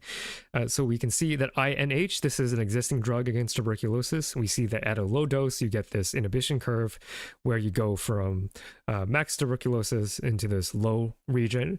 It looks like GSK, you might need more of the GSK to actually work, but you still get that inhibition. So this emerges as a candidate for future study. And this paper seeks to understand why this drug works in the first place. So chat, why do you think it's important for scientists to invest the time and money to understanding how GSK works? We already know that it does, but why do we want to know why it works? Why? CFU is colony forming units. So what you do is you spread liquid tuberculosis over an agar plate containing tuberculosis's favorite food, and you should see little colonies form. And so you can get like hundreds of colonies that form depending on how big your plate is. It's so interesting. I've never actually seen log CFU as a way to do this, which is kind of weird. Yeah, I actually don't know what's really going on in this axis, but CFU is how many colonies form after mutation. Yeah, so why are we talking about this? I'm 20 minutes behind, and you know the healthcare system gets twice as much money per capita than any healthcare system in the world, right? Yeah, and we probably want to keep it that way, is what I'm saying, just selfishly as an American, wanting my healthcare system to continue to be funded. What stage is this drug in? The very earliest stages of discovery. In this paper, they literally just tested it against just tuberculosis, not even thinking about clinical trial yet. They actually don't use pipettes because all the pipette tips would be way too expensive and too much trash. They have specialized robots that shoot tiny droplets using ultrasound. That's cool. I didn't know that. Very, very neat. So why do we want to figure out how this works? Well, GSK might be poisonous. Definitely true. That might come up later in the drug design pipeline, because first, there are other questions that could be asked as well. But that's definitely true. GSK might act on something that is in common between tuberculosis and humans, and that would be bad. So it'd be good to sort of understand where that demarcation lies. Molecular Biology 101? Yeah, that's basically just referring to the fact that this is the equivalent of an intro class in university for a YouTube audience. So not really up. This is not a college class. This is nowhere near in depth as a college class, but it has stuff that you would see in a college class. What is soapboxing? It's basically when I yap without reading chat, just going off my own tangent or my own speech. Can use the mechanism to find other similar drugs. Yeah, so if we know the shape of this and we know how it works, maybe we can find other things that might be better than this. This might not be the final form. We can use it as a template. Exactly. By learning how this works, we can see what about this is actually working and design something better to improve its structure. Yes, very good, very good. To see it works in the human body theoretically. Yeah, to rule out, and someone else had mentioned that in chat before, Alexandros had mentioned that it'd be good to understand whether or not this could be poisonous. All right, good answers, great answers. Yeah, new drugs. To see if the mechanism can be generalized. Yes, exactly. Heuristic for future design. Perfect. Exactly right. Very good. Okay. All right, so we're getting a lot of the same answers. So I will go on. And so you're all correct. You're all correct. I am going to now ask this question. So you have this candidate, GSK. How would you determine what this drug does? You throw it onto tuberculosis and the tuberculosis dies. How would you even begin to narrow down the possibilities as to what the heck this drug is actually doing to tuberculosis? More kitchen sink? We don't need the kitchen sink anymore. There's actually a very elegant way that this, that these scientists have done this. Mice model, don't need a mouse yet. We want to try to not use a mouse for as long as possible. We don't want to just throw animal lives away, so we want to be clever about the way that we approach this. Attach a fluorophore or tracer. That's not a bad idea, but that only narrows down the possibility. The authors go from this step to getting the right answer in one experiment. It's insane. So a fluorophore or tracer would be helpful. It can give us hints as to where this drug is going, but it's not the killer experiment that these scientists do. Observe how the TB dies. Ooh, so trying to see if you can get any hints from the mechanism by which TB dies. Again, same problem as 44 CPU, where that only narrows things down. It doesn't get the answer right away. See if it kills other cells. Not entirely sure how that narrows down the mechanism. Staining, so that goes back to 44 CPU's answer. Try it on other bacteria. It doesn't really help with our tuberculosis here. Yeah, so yeah, it's kind of interesting, right? So there's a beautiful, beautiful experiment here that gets this answer in one fell swoop. Here it is. Spontaneous mutants. TB, this MFer of a bacteria, is so good at evolving resistance that even with treating this, you still get colonies. Now, not very many, right? If you don't treat tuberculosis with anything, tubercular colonies will overtake the plate. You just get a lawn of bacteria. If you add our drug, which again might not be a great drug, it might be pretty weak, and it might need a refining, you get these colonies that form anyway. And so what you can do is you can look at the bacteria that have evolved resistance. So this goes back to something More Juice had said earlier in chat with sequencing their genome. So these colonies on this plate, when you treat them with the GSK, the reason why they survived is because these lucky tuberculosis bacterium evolved something, they broke something, changed something in their genes to avoid getting killed by this. Does it have to be at a low concentration? I don't really know that for a fact. Compare their sequences, exactly. You compare their genomic DNA and see how they differ to a tuberculosis that has not experienced this drug. That's kind of clever. It is, isn't it? That's one shot experiment. Immediately you get an answer. Researchers do be pretty smart. But wouldn't that mean it could evolve while it's killing us? That's why this might not be the final form. This might not be strong enough, but this is a good start. And this is also showing us that there's something that's vulnerable in tuberculosis, right? Like it kills, we go from this to this, so that there's a weak point that we've exploited here, a new way to kill tuberculosis. All right. So whole genome sequencing. So we take the tuberculosis, the colonies, and then we do a whole genome sequencing. So we just take their DNA and we sequence the entire thing, and we check for significant places where their DNA differs than the average tuberculosis that doesn't have drug resistance. And what the researchers found was that there were mutations in this gene called KasA. Shown here on the left, this is an enzyme that is coded by the KasA gene. That's why to treat tuberculosis, you use 1 billion antibiotics at once, so hopefully nothing mutates resistance to all of them. Exactly. Like, it's not the best thing in the world to do, but it is the highest chance that we have to get a patient to recover, right? I'm not saying this is the way to kill tuberculosis long term, but in terms of, you know, just keeping people alive, we still need more of these drugs. All right, so what the heck is KasA? So KasA is an enzyme that is in this pathway. This is a lipid biosynthesis pathway, and it lives right here. So part of this pathway, I don't really know too much about Fas1 and Fas2, but essentially this enzyme helps move this cycle along where we are building these long lipid fatty acids that are then going to be used to build the cell wall of tuberculosis. Why can't you make synthetic antibodies against TB and pump the patient full of them? So tuberculosis lives inside of these very, very dense calcified corpses of macrophages. I'm not saying that antibodies won't work, but antibodies are tough to work because of how deeply they embed themselves just in the lung. You can maybe do some funky chemistry to attach things that can pull that antibody through, but tuberculosis is hiding. It's tough, I would say.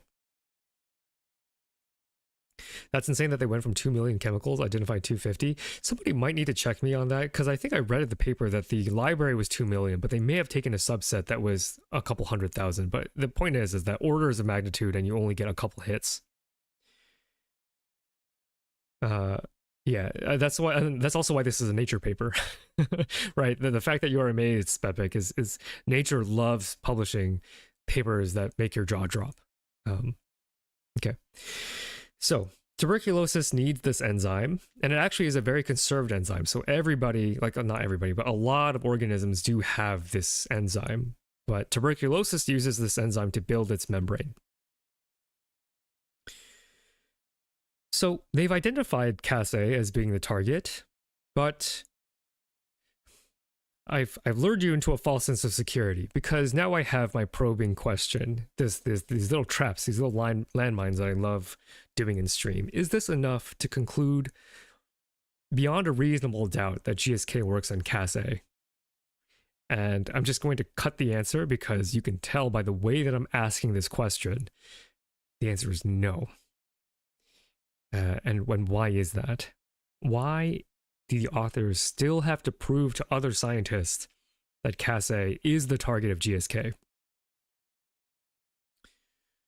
Why? Why do we still have to do more work to show that GSK works on KasA in particular? We already know that when you treat with the drug, KasA is the gene that mutates. So doesn't that mean that KasA is the target?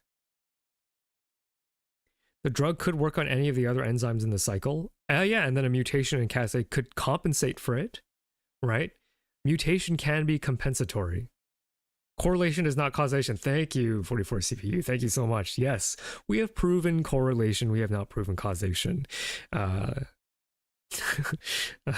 Still waiting on that merch eventually. Coming to you, I don't know, 2026? Who knows? Maybe it's a downstream effect of the mutation. Exactly. Maybe GSK is affecting some other gene, and mutation in KasA is helping to repair that functionality. So as Throwaway Count has said, maybe it's let's see, maybe it's INHA. Maybe INHA is actually the target of GSK, and it's easier for KasA to mutate, and so that's why KasA is helping cover for INH's new weakness. Right? It could be. I love that question. So I hope that's clear to chat, right? So there are compensatory mechanisms. Biology happens in equilibrium. And so we have to be aware that these equilibratory pathways are here for a reason, that we are not A to B, that we are a stupid mess of 1,000 different interconnecting nodes, more complicated, or I would like to believe more complicated than any neural network. And these hidden nodes are compensating for one another. And so just because you found that there are mutations in KasA doesn't really mean that KasA is the target. So we have to do more work.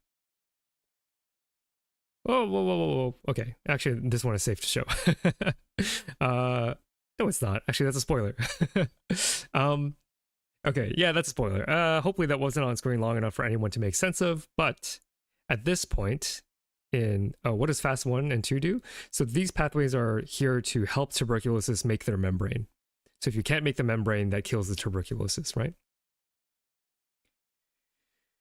Okay, so the authors confirm to most reasonable scientists, I would say, that KasA is in fact the target with the next experiment. So I'm going to ask you, chat, once again, to think of a way to say with certainty, or some degree of certainty, there's never 100% certainty, of course, but with some degree of certainty, a way to confirm that GSK is in fact experimentally tied, definitely disrupting KasA. How would you go about that? This is a bit tougher, and if you are a biochemist, I would wait a little bit, because I know some of you are out there. But I want to play up how clever these scientists are by having these tiny spaces where I can get you to sweat a little bit, thinking about how you would approach this problem.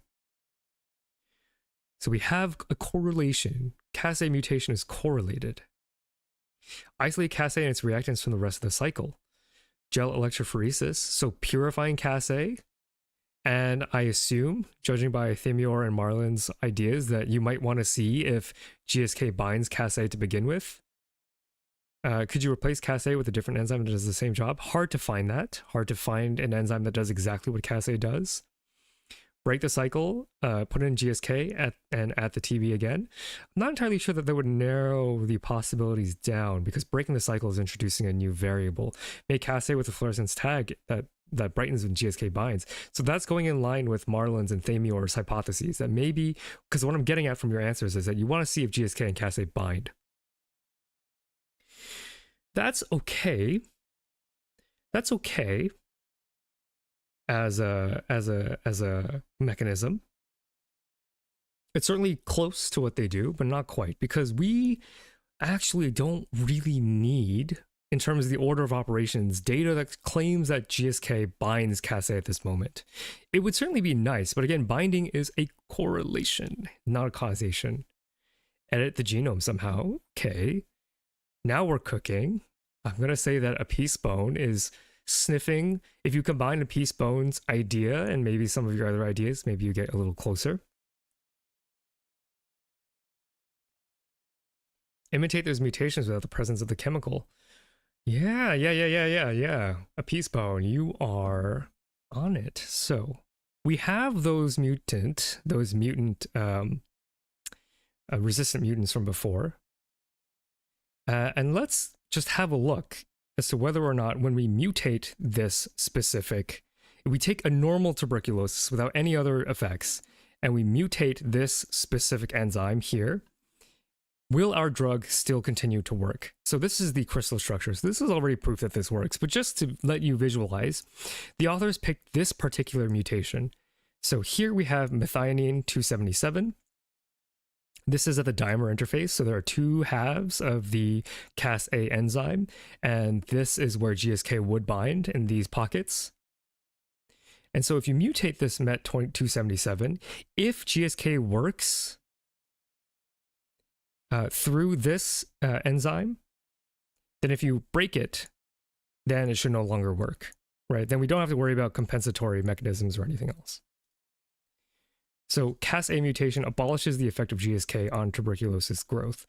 So we take a fresh, not isolated from those original 17 colonies, but make a new mutation, right? So sorry, I misspoke earlier. I don't think MET 277 is in their original 17 colonies. I think this is one that they rationally chose because it lies at the dimer interface. So I think that's true. In any case, if you take a look here, if you mutate that KasA, with everything else being the same, the GSK is no longer working. So we'll see how that data works. So here on the left, we have a control. We have INH treated. So if you remember, this is the regular, currently approved frontline treatment for tuberculosis. In black circles, we have the wild type tuberculosis strain, and in blank circles, we have methionine, which has been mutated to threonine. And we see that with the frontline medication, this medication doesn't care about KasA, right? So it works equally as well in the wild type strain as well as in the mutant strain. When you mutate KasA, you actually see that the effect of GSK is completely abolished. So, yeah, so you actually still get that growth. Let me take a second to think here. Is this still correlation? Is this still correlation? Or is this causation? Do we have enough controls? So we'll say this. I think I'll give back some credit to you, chat, with regards to the binding stuff, because this is, so it's not like yes, no, right? This is a level of proof. We can say, so here's how we'll word it, because I didn't think it all the way through. Chat, you are correct that binding information would be very good. Mutation, this is sort of getting at mutation from the other side of binding. We'll say that GSK has a KasA dependent mechanism, right? So when we combined, when we combine KasA dependent mechanism with that binding data, that is a lot of evidence to indicate that GSK works through KasA. We'll put it that way. I think that's a little bit of a cleaner line of thought than my original one. All right. If I'm curious, will phages help kill these bacteria? Can they use viruses to eliminate them, or is there something preventing that? You would have to get the phages into the lungs. So when designing treatments, you always have to be cognizant of how your treatments are going to get to the places where they need to be. I don't really know too much about phage therapy outside of the gut, because that is the context by which I am most familiar with them. I don't actually know what the virome of the lung actually looks like, and even if you do get viruses into the lung, they still have to penetrate the stupid bunkers that tuberculosis hides in. So I'm not saying that viruses can't or don't. I'm saying that I think there are probably challenges. What is the dimer interface? That is where, so a dimer, so a protein can have multiple pieces, and so a dimer is made of two pieces, and here we have the green piece, and here we have the orange piece. So this is the dimer, and the dimer interface is basically where these two parts of the protein connect. If I had to guess the area between the proteins that make up the KasA, this entire thing is KasA. It's a two-part protein. It's a strong suggestion, but not hard proof. Yeah, it's about as strong as I personally need to believe that GSK is actually working on KasA. But I will tone down my trap language earlier on. If you listen to this podcast, there are a lot of hoops to jump through when you want to get phage therapies allowed in the States. That's interesting. I don't really know too much about that. Okay, so I was going to go through this. So this is the pharmacological data, and I'm not a pharmacologist, so I actually don't know how this data look, because we have things here like minimal inhibitory concentration for the wild type, and we have 0.8 micromolar. I'm not a pharmacist, but to me that seems kind of high, because I thought you wanted nanomolar concentration for effectiveness in a drug. If there are people who are in this field out there who want to look at this table, you can help me kind of interpret it. Yeah.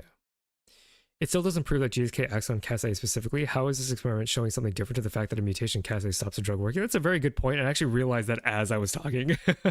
So that's why I was like, you actually caught me on that. I was like, I actually need to go back and soften my language a bit. You actually have to combine the GSK acting on KasA with binding data. So the chat's answer combined with my answer together is pretty good evidence, although it's not all the way there, right? So you have to do both. The fact that it's met 277 is like specific for the KasA binding site, which is a little bit better. Like it's a little, it hinges a little more in terms of like evidence that it's actually there and not just KasA being broken for some other reason. But yeah, you are right to call me out on that. I did mess that up. And I have been thinking about editing VODs for channel members as like a little channel reward. And I'm definitely going to cut that out. The epistemology of modeling biological interactions is fascinating. I agree. I think there's a lot of satisfaction, a lot of logical cleverness that goes into biology that I never really felt with chemistry or physics. And, you know, any chemist or physicist can correct me if they think that their science is clever in a similar way. It's probably because I never got very far in studying chemistry or physics, but I never felt that, like, engineering I feel differently about, right? Because you can have very clever engineers, but like physics, that's not really true, because when you do like mathematical equations and when you derive those equations, that's also clever. Yeah, no, that's clever too. I just find this kind of clever more fun. I don't want to crap on my fellow scientists in other fields. Okay, but yeah, so I'm guessing from the lack of contribution that we don't actually have chemists in the chat who can help me interpret this data. But to me, as someone who's just like naively, vaguely aware of, you know, this field of drug discovery, these seem a little high. And indeed, when I go back to that initial figure, this GSK is rightward shifted from this graph. This is INH, right? The one that is approved for tuberculosis. And you need like 10-fold more, at least, of GSK to have a similar effect, which doesn't really point to GSK working very well at the current moment. which means there's room for improvement, right? It doesn't really seem like it's working the best, so maybe there's room to improve. This is other pharmacological data that I can't really speak to, so I'm going to skip. Okay, so they did find a crystal structure, so X-ray crystallography, to show that GSK does in fact bind KasA, and specifically in this particular pocket. So you can already see, if you are a chemist or if you are a budding chemist, you get in here and you see this molecule sticking into this binding site, and you might already be thinking of ways to get this to bind even tighter. So it looks like we have a reaction, a little bind, a little hydrogen bond. Yeah, shout out to hydrogen bonds between E199, this amino acid here, and it looks like maybe this nitrogen. I think that's what the blues are. You know, that's coordinated by this threonine. I'm rusty on my amino acids, but you can already see that there are other, you know, amino acids in this active site that might be begging for another interaction. So it might just take a little bit of modification on this chemical structure to get things to line up in just the right way to have a new drug that really wants to stick in this KasA binding pocket. So binding assays, so this is the reason why I showed those plots earlier, give us a way to look at binding strength of our compounds, right? So none of this is linear. They're all curves. They all decay because of this concept of things having a harder time finding other things. That's just how, you know, this chemistry kind of works. So I'll read this out a little bit. So GSK, this is our drug of interest. This is going to be blue and red, red circle, blue square. And we are going to be testing binding to KasA. And this is log compound. So this is tenfold stuff, right? So if you have a lot of that KasA, you get this precipitous drop. And then an unrelated tuberculosis treatment, compound 2, you add that on and it's much higher, right? 4.5 micromolar is the apparent KD. Don't worry about the math. This is for you chemists out there. So this is showing that GSK is much more specific to KasA than other random sort of compounds. So we can actually say that we are kicking off whatever. So yeah, so KasA is being bound to beads, and we can see that those beads are getting kicked off by the GSK compound, and GSK is a lot better at doing that than compound 2.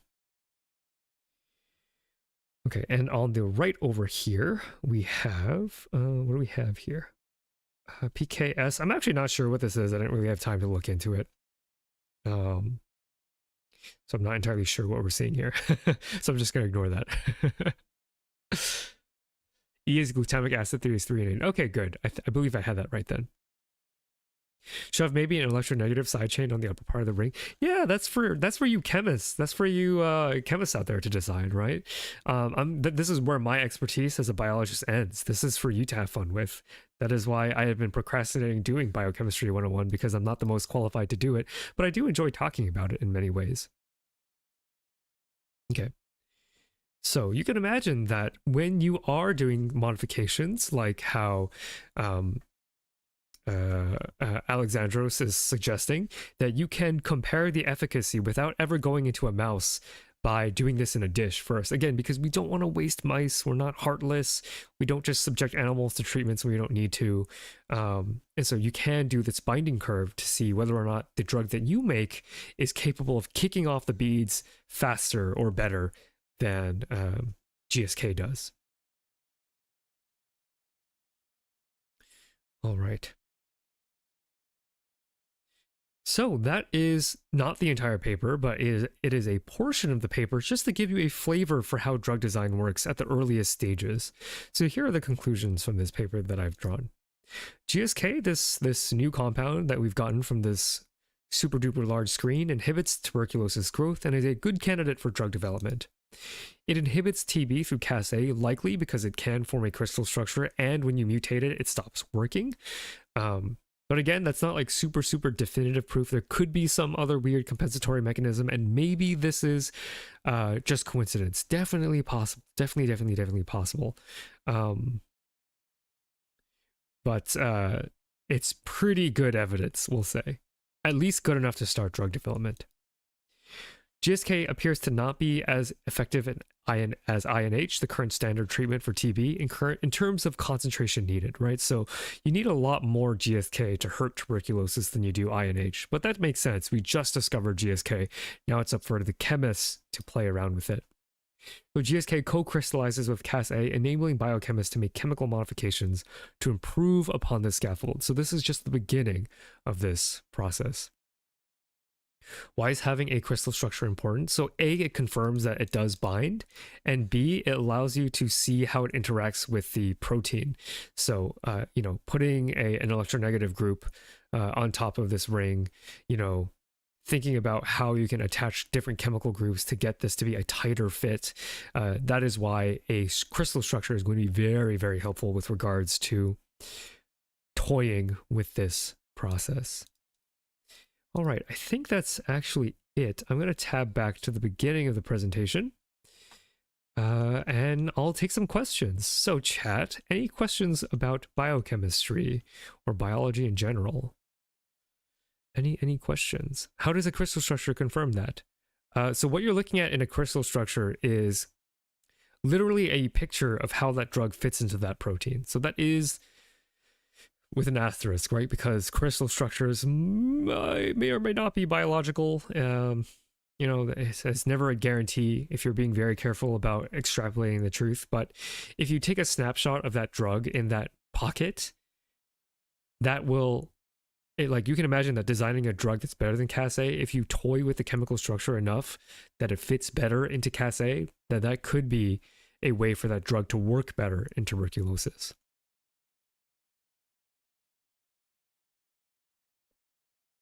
Yeah. Any questions? I thought it was a pretty fun stream. I do really, really enjoy talking about the epistemology. I really like the way that Marlon had described it, right? The way that you investigate the truth in biology, I think, is very, very fun, and my personal bias. What was the biochem joke we missed while your mic was muted? I just said we have to cook. I paused for like 5 minutes and just said we need to cook. Wasn't very funny. It was a gag that I came up with at the very last minute. I slapped on the goggles at the very end, at the very beginning of stream, right before I hit live. I loved the lesson, but I'm a tad bit more curious about the approach the paper took. So bioinformatics video when we did a bioinformatics 101 with Resta that you can find on my channel. That's certainly to say that we can definitely do another one. Let me think. We did drug design for cholera, I think. But I think that was not drug discovery. I think that was identifying the function of genes in cholera, although I'd have to double check. I have a question, but it's unrelated to the stream's topic. That's okay. Now's the general time for stream. I was just trying to prod for biochemistry questions just because that's what the stream was about.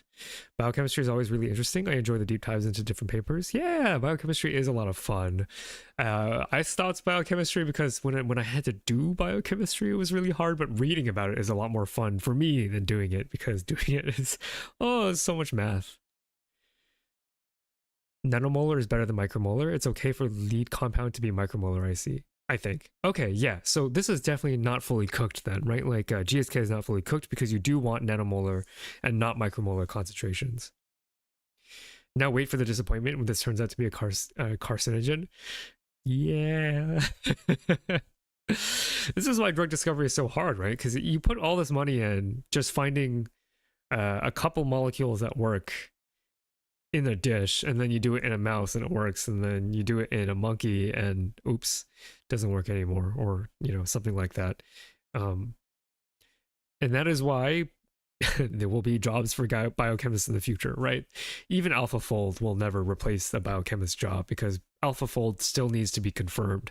You can't give medicine to people that hasn't been tested yet. Bioinformatics 102. I haven't even taken Bioinformatics 102. Highly recommend that stream. Thank you so much. It was a lot of fun. Resta is very, very passionate about bioinformatics, considering she was one. And so getting to mine her expertise for that stream was really, really fun. How good does your chemistry mechanisms knowledge have to be for research? Depends on what you want to do, right? If you want to do this drug design, pretty good, right? You have to know how chemistry works because you will be doing chemistry in the lab. For me as a neurobiologist, I needed more of the biochem just for understanding the underlying mechanics behind biology. So any discussion of molecules, you have to know about forces, you have to know about bonds. But in terms of like organic chemistry, I didn't really use too much of it while I was a graduate student. But you have to know in your toolbox how those reactions work. And even though I could not do organic chemistry for you on the spot on stream, I could teach myself how to do it again pretty quickly.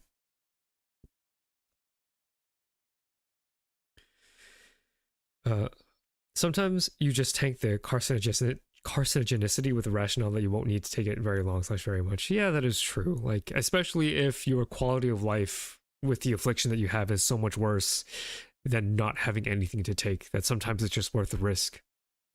How do immune-related cells physically seek out their targets? Like, how do white blood cells know where the bad thing is? They obviously move purposely towards their target, but how? Great shout out for my microbiome video that I just released. So in terms of how immune cells know where to sniff out where the bad things are, they release chemoattractants. So you can imagine that a cell that is in distress is releasing a signal, and that signal can bind to the immune cell, and there's a concentration gradient, right? So you can imagine that there are receptors on something like a neutrophil that can detect or bind to a chemoattractant. And when they are binding the chemoattractant on one end of their membrane, that is where their motility will be mobilized to, right? So they will develop a polarity. They will then run towards where the signal is getting stronger and not where the signal is getting weaker. That's chemotaxis explained in a nutshell.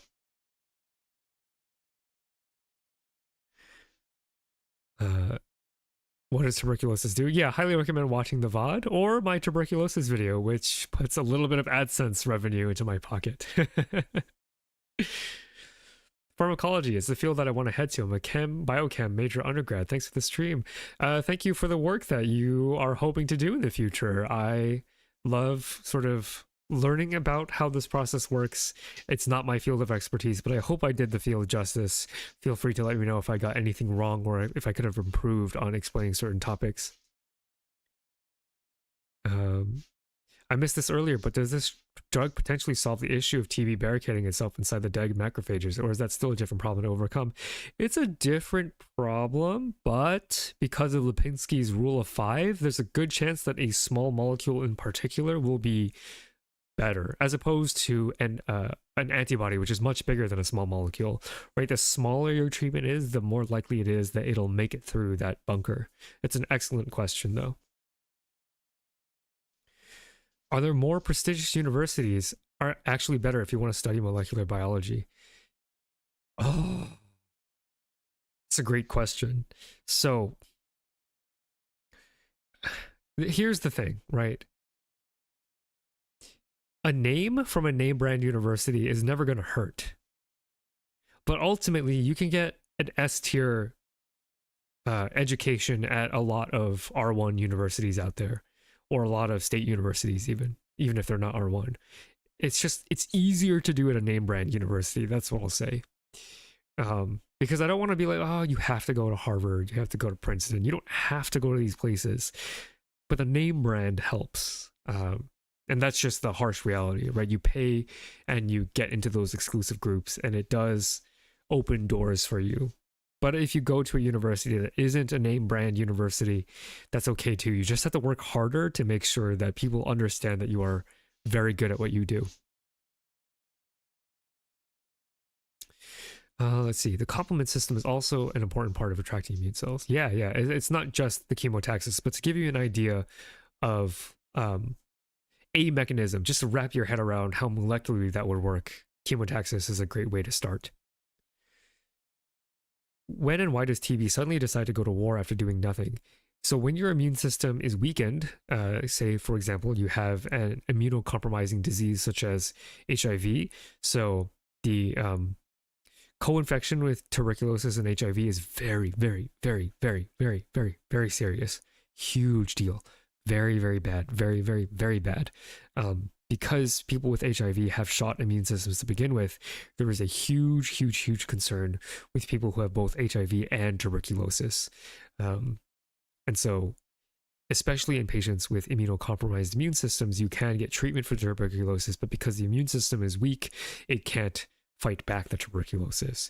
So this not only happens when you have an immunocompromising disease, but almost any kind of stress to your immune system, right? So in patients that are aging, right, older patients with weaker immune systems can have reoccurrence of TB. So it is imperative that we figure out how to tackle this problem in a more efficacious manner. Do you know about Neiditch fowleri? Stay tuned for either 2025 or 2026. I don't want to do all of the really hot, spicy, clickbaity ones that people really, really want to know about, because I want y'all to hang around till after I cover those. But I'm definitely going to cover that at some point. Maybe something that can break the barricade itself. Yeah, that would be an interesting treatment angle. So can we actually take apart these calcified macrophage corpses? That would be a different method of treatment that actually doesn't encourage bacterial resistance, right? That might actually help the bacterial resistance problem because they no longer have that barricade to slow down the administration of drugs. That's a great idea. I love that. I recently had a class on prodrugs, a really clever way to get your drug where you need it without reacting everything around. Yeah, prodrugs. So drugs that only activate when they are in the right location. That's also a really, really interesting strategy, especially for TB.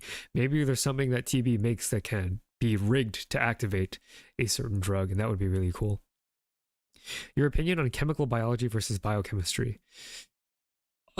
From my understanding, chemical biology is a lot more intense with regards to math, but don't quote me on that. That's just my impression from my undergrad chemical biology versus biochemistry classes. I dropped chemical biology. I'm not sure if I dropped chemical biology or if I never took it, but I definitely took grad biochem as an undergrad, and I really enjoyed it. That was actually the class where I first read my first paper. I don't know if you're either, chat, but if you're an aspiring biologist or scientist in general, here's something that might make you feel better. The first adult paper that I read, just like the one that I have presented for you here, the first one that I read took me, I want to say between, this number changes every time, but it took me several days, I think. Definitely at least one day. 6 hours to 8 hours one day reading it start to back and then not understanding it all, because it was an NMR paper and my brain was too small to understand how that worked.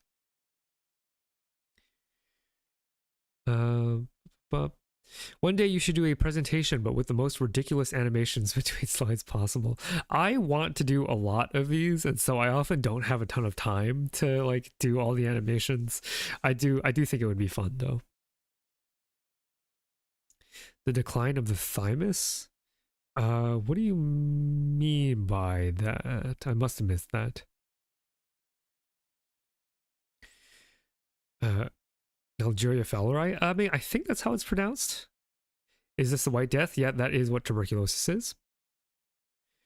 Any major tips or warnings about grad school for undergraduates? I would say that you should, unlike me, make an attempt to really form connections with your fellow graduate students. I was just really overwhelmed with graduate school and was very introverted, and I really regret that. But in terms of how school actually goes, my number one advice, and it's a lot of people's number one advice, is to pick an advisor that is good for research and not necessarily what you want to do. So say there's a super awesome researcher who's doing groundbreaking work in tuberculosis. You wanted to work in tuberculosis your entire life, but you hear from the lab that this lab leader is like a slave driver, just you're working 12-hour days, it's miserable, and you don't feel like you would thrive in that environment.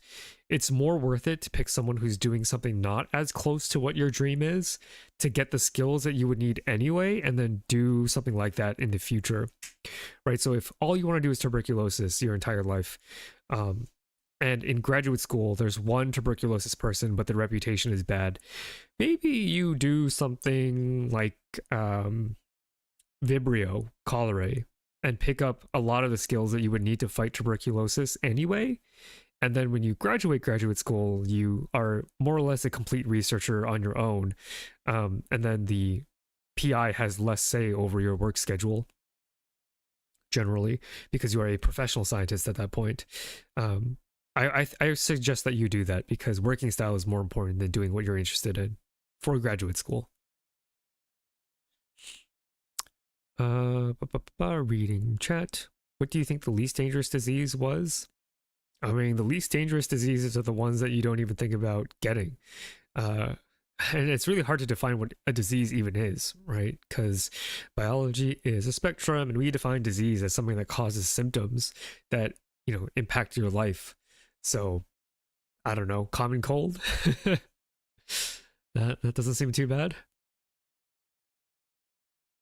The thymus declines with age. Ah, I see. You're explaining the mechanism by which older people have weaker immune systems. Yeah, I'm not entirely sure what the mechanisms are behind aging, but that seems certainly plausible. So basically, survive grad school so that you can move to what you actually want to do.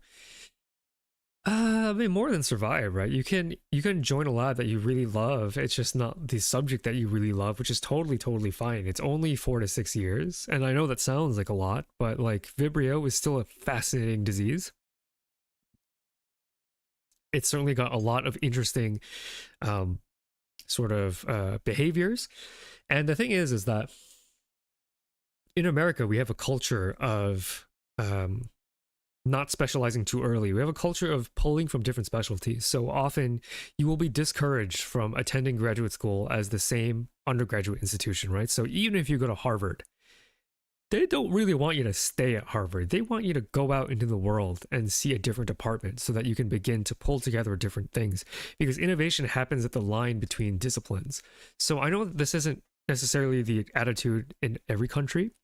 Some countries have this idea that why waste time studying things that you don't need? Just study the thing that you want to study forever and then you'll be the expert. That's true, but in terms of innovation, which is something that, again, I take so much pride in being an American, is that we have this really unbridled culture of innovation and cooperation between disciplines that, like, for me, my philosophy is that if you acquire a lot of, especially as an undergraduate, right? If you're an undergraduate, I would actively take as many different classes and as many different subjects as you can, because the people that are going to be the best at solving new problems are the ones that are going to have a different toolbox than everybody else. Because, you know, everybody wants to do cancer. And so if everybody only studies cancer, then you miss out on potentially interesting approaches from different fields like bioinformatics or like physics, like maybe designing or building little, I don't know, nano robots, right? Like if you want like a really spectacular, innovative career, you might want to pull from different specialties so that you can carve your own space out in an already competitive field.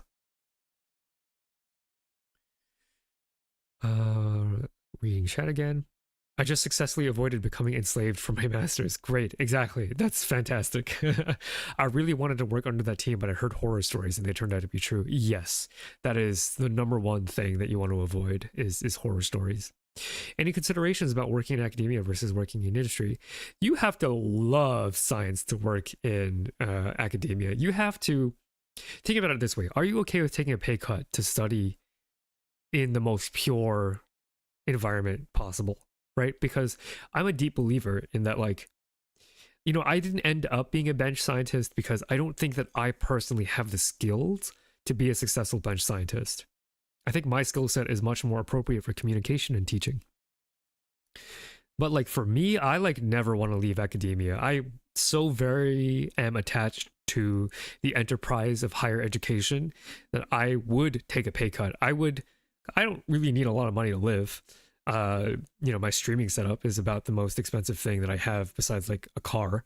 And so if you're okay with not living in luxury for your entire life, then academia is very rewarding. But if you like taking vacations, if you like nice things, industry, if you like work-life balance, industry, yeah, I mean, academia and industry, no one can claim better work-life balance, but I think in industry it's a little more predictable, whereas academia, you know, there are no rules. Unions are not really a thing in academia. Yeah, so it's a little bit pick your poison, but I think the correct mentality to have is, would I pay to have a life that I believe in? If you believe in the purity of academia. If you don't believe in the purity of academia, just do industry. That's probably fine. Any advice for finding and joining a lab? Email everybody. Email everybody and show that you have read their faculty page. So if you are an undergraduate, talk about how, if you're, there's a cell transport professor, say what about that cell transport system you find interesting, and then asking if you can be a part of their lab. Of course, it helps if you've taken the class that they've taught and done very well in it. I joined a lab my undergrad because I did very well in biochemistry, and I loved that experience. It was very interesting. I got to work under one of the bigwigs in motor protein science, which inspired a lifelong love for the process of science. So I'll always be grateful for that experience.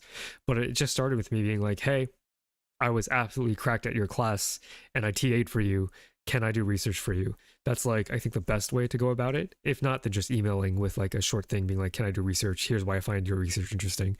Of course, professors always like it when you say that you find their research interesting.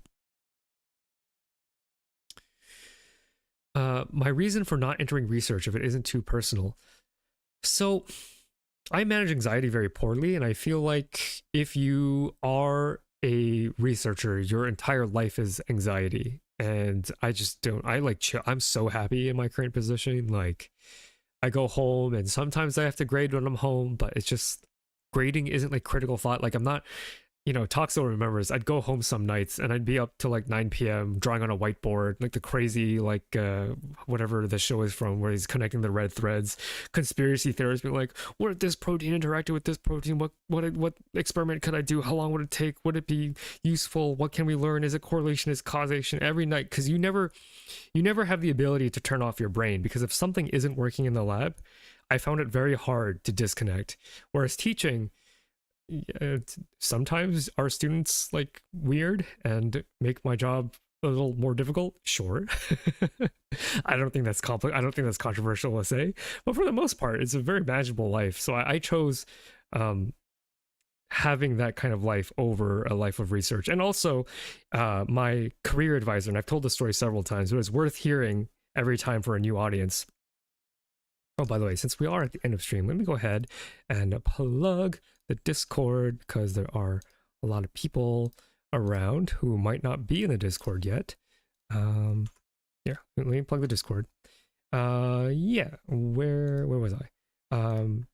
Yeah, so my career advisor, I was like, I don't know what I want to do for a living, and I don't think I'm very good at research, so what can I do? And one thing that the advisor had me do was list one thing that I would love to do in a dream, one thing that I would love to do as a realistic goal, and then the thing that I'm equipped to do. So thing that I'm equipped to do research.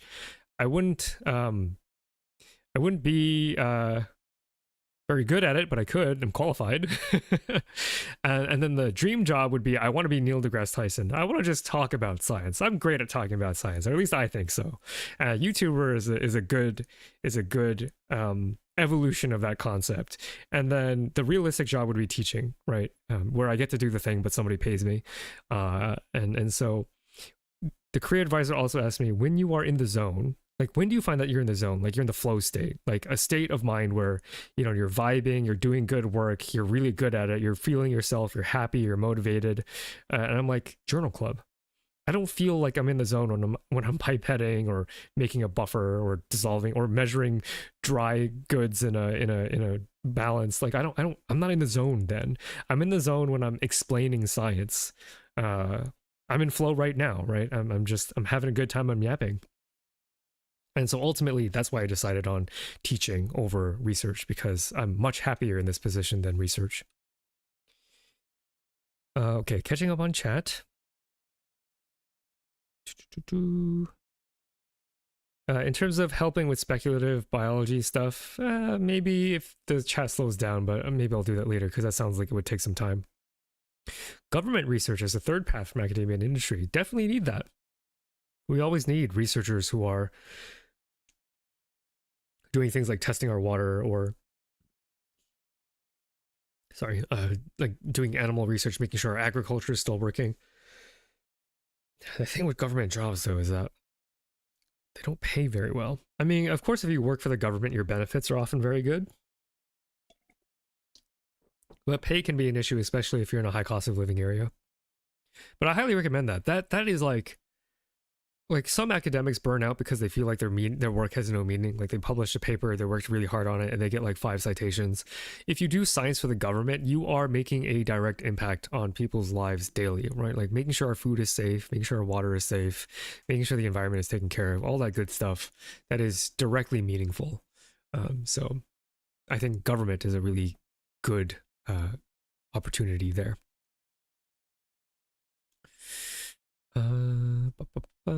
What are other people saying? Is the nucleus the eye or the mouth? It's whatever you want it to be. Do I watch Sabine Hossenfelder? Is that the Prion side? Oh no, is that the physicist? Sabine's come up on. I don't really watch, but I don't really have any thoughts to add onto Sabine's content, I believe. What's the best / worst part of being a teacher? The best part of being a teacher. So I'm a very ego-driven person. And so that extends to my taste in science. And so when I find science interesting, when I see the student also find the science interesting, that's the best part. And like, this is why I'm only fit for high level education, right? Because below grade 12, like K through 12 in America, I think teachers have to be extremely motivated to make a huge difference in their students' lives, because K through 12 is like a jungle. Yeah, kids are growing up, they're not fully adults, they're not responsible, they don't take care of themselves, they have drama in their lives. Not to say that adults don't have drama in their lives, but I just feel like high school and below is just like pressure cookers. You're living at home, you're going to school with the same people over and over again. Like they're just so crazy. And being a teacher in that part of their lives is more about being an all-encompassing adult, not only teaching them the subject of interest, but also moderating their adult development. Whereas me, I just get to talk about science. That's awesome. So my heart goes out to all the K through 12 teachers that are doing the job of both therapists and teachers. For me, the best part, I don't have to deal with any of that, which is great. We have systems at our university that, entire departments that are for that kind of thing, to address that kind of life stuff. But the reason I get paid is not to do that. It's to make sure that my students leave with an understanding of how biology works. And that's all I've ever wanted to do. So that rocks for me. The worst part of being a teacher, sometimes there are students that really depress you. I can talk about this because this is like an incident that happened at a university that I no longer teach at. It's just sometimes like I get really angry when I find that students are squandering their college opportunity, because I was raised in a family where, like, your whole life, all the sacrifice, we've been putting away money for you since you were born, all that stuff. Like we refinanced this and took out all this money and we'll no longer be able to retire where we want to retire to put you through college because we want you to have higher education. And like, I grew up with the sense that, like, and this isn't true for everybody. I want to acknowledge that not everybody needs to go to university, but I am who I am, and who I am deeply to the core of my being is someone who loves the institute of academia. Is academia perfect? No. But in terms of where I belong, I think research and communication is where I personally belong. So when I see students who are like beefing it in college, and not beefing it because like they're having a hard life thing, I greatly sympathize with that. I'm talking about the students who are clearly not making an effort to make their money worth, because I taught at very expensive schools, and just seeing that money like burst into flames where, like not getting any kind of help, it makes me mad. And I know it's not easy to reach out for help. I know. I'm cognizant of that fact, but I have to say it every time. But as someone whose parents have like sacrificed everything to put me through college, it just makes me really sad when I have a student who I'm doing everything, all the heavy lifting, emailing them, being like, hey, is there any way that we can like meet and make the class, work together to find a solution for you to get the grade that you want out of the class? And then like either I get ignored, and they bomb, and or they cheat, or they like plagiarize. Like these instances, I get so heated. My blood boils, because it's just, again, I keep on thinking about my parents who like put away a ton of money to send me to a school that was stupidly expensive, so that I could have, what I would perceive to be the best shot at the life that I wanted. Although in retrospect, I think I would have done quite well at a state university anyway. But again, that's marketing for you, right? Like the marketing gets you to believe that you have to pay all this money to do well.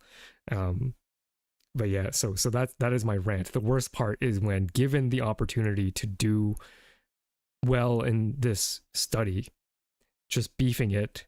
And I teach biology, right? Like I don't know, it feels like outside of STEM there's this attitude that like, oh, you know, C's get degrees and it's like whatever. But like if you actually want to do like STEM stuff, there's this culture of like, oh, your grades don't matter.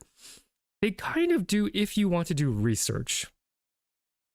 They kind of do. And it's a hard pill to swallow because this is something that we hear all the time. Like engineers, do their grades matter? Not as much. It matters more about what they can actually do with the skills that they've built and not as much as how well that they've done in class. But in terms of biology, the class that I teach, the major that I am in, you actually kind of have to have a good grade if you want to like go further in biology, unless you are working very hard to show your skills outside of biology. I'm not saying you have to have a good grade. I'm saying it's a lot harder to get stuff if you don't have a good grade. Let me put it that way. Yeah. Yeah.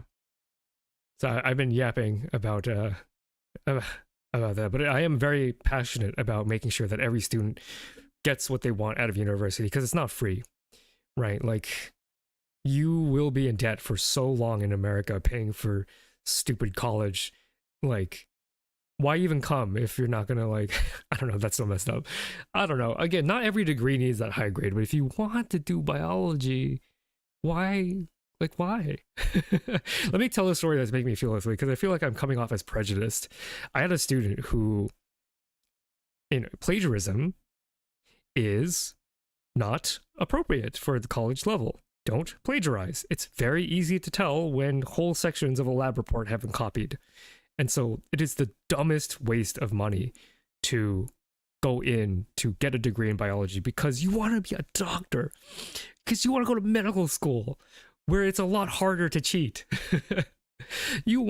Okay, so here's a spoiler for people who want to go into medicine. You're 4 years in college if you're in the US, if you're not in some fancy pre-med program. It's just a skill check, okay? You don't have to know that much from your 4 years in terms of retention of actual information. Some biochemistry, some biology, some chemistry, sure.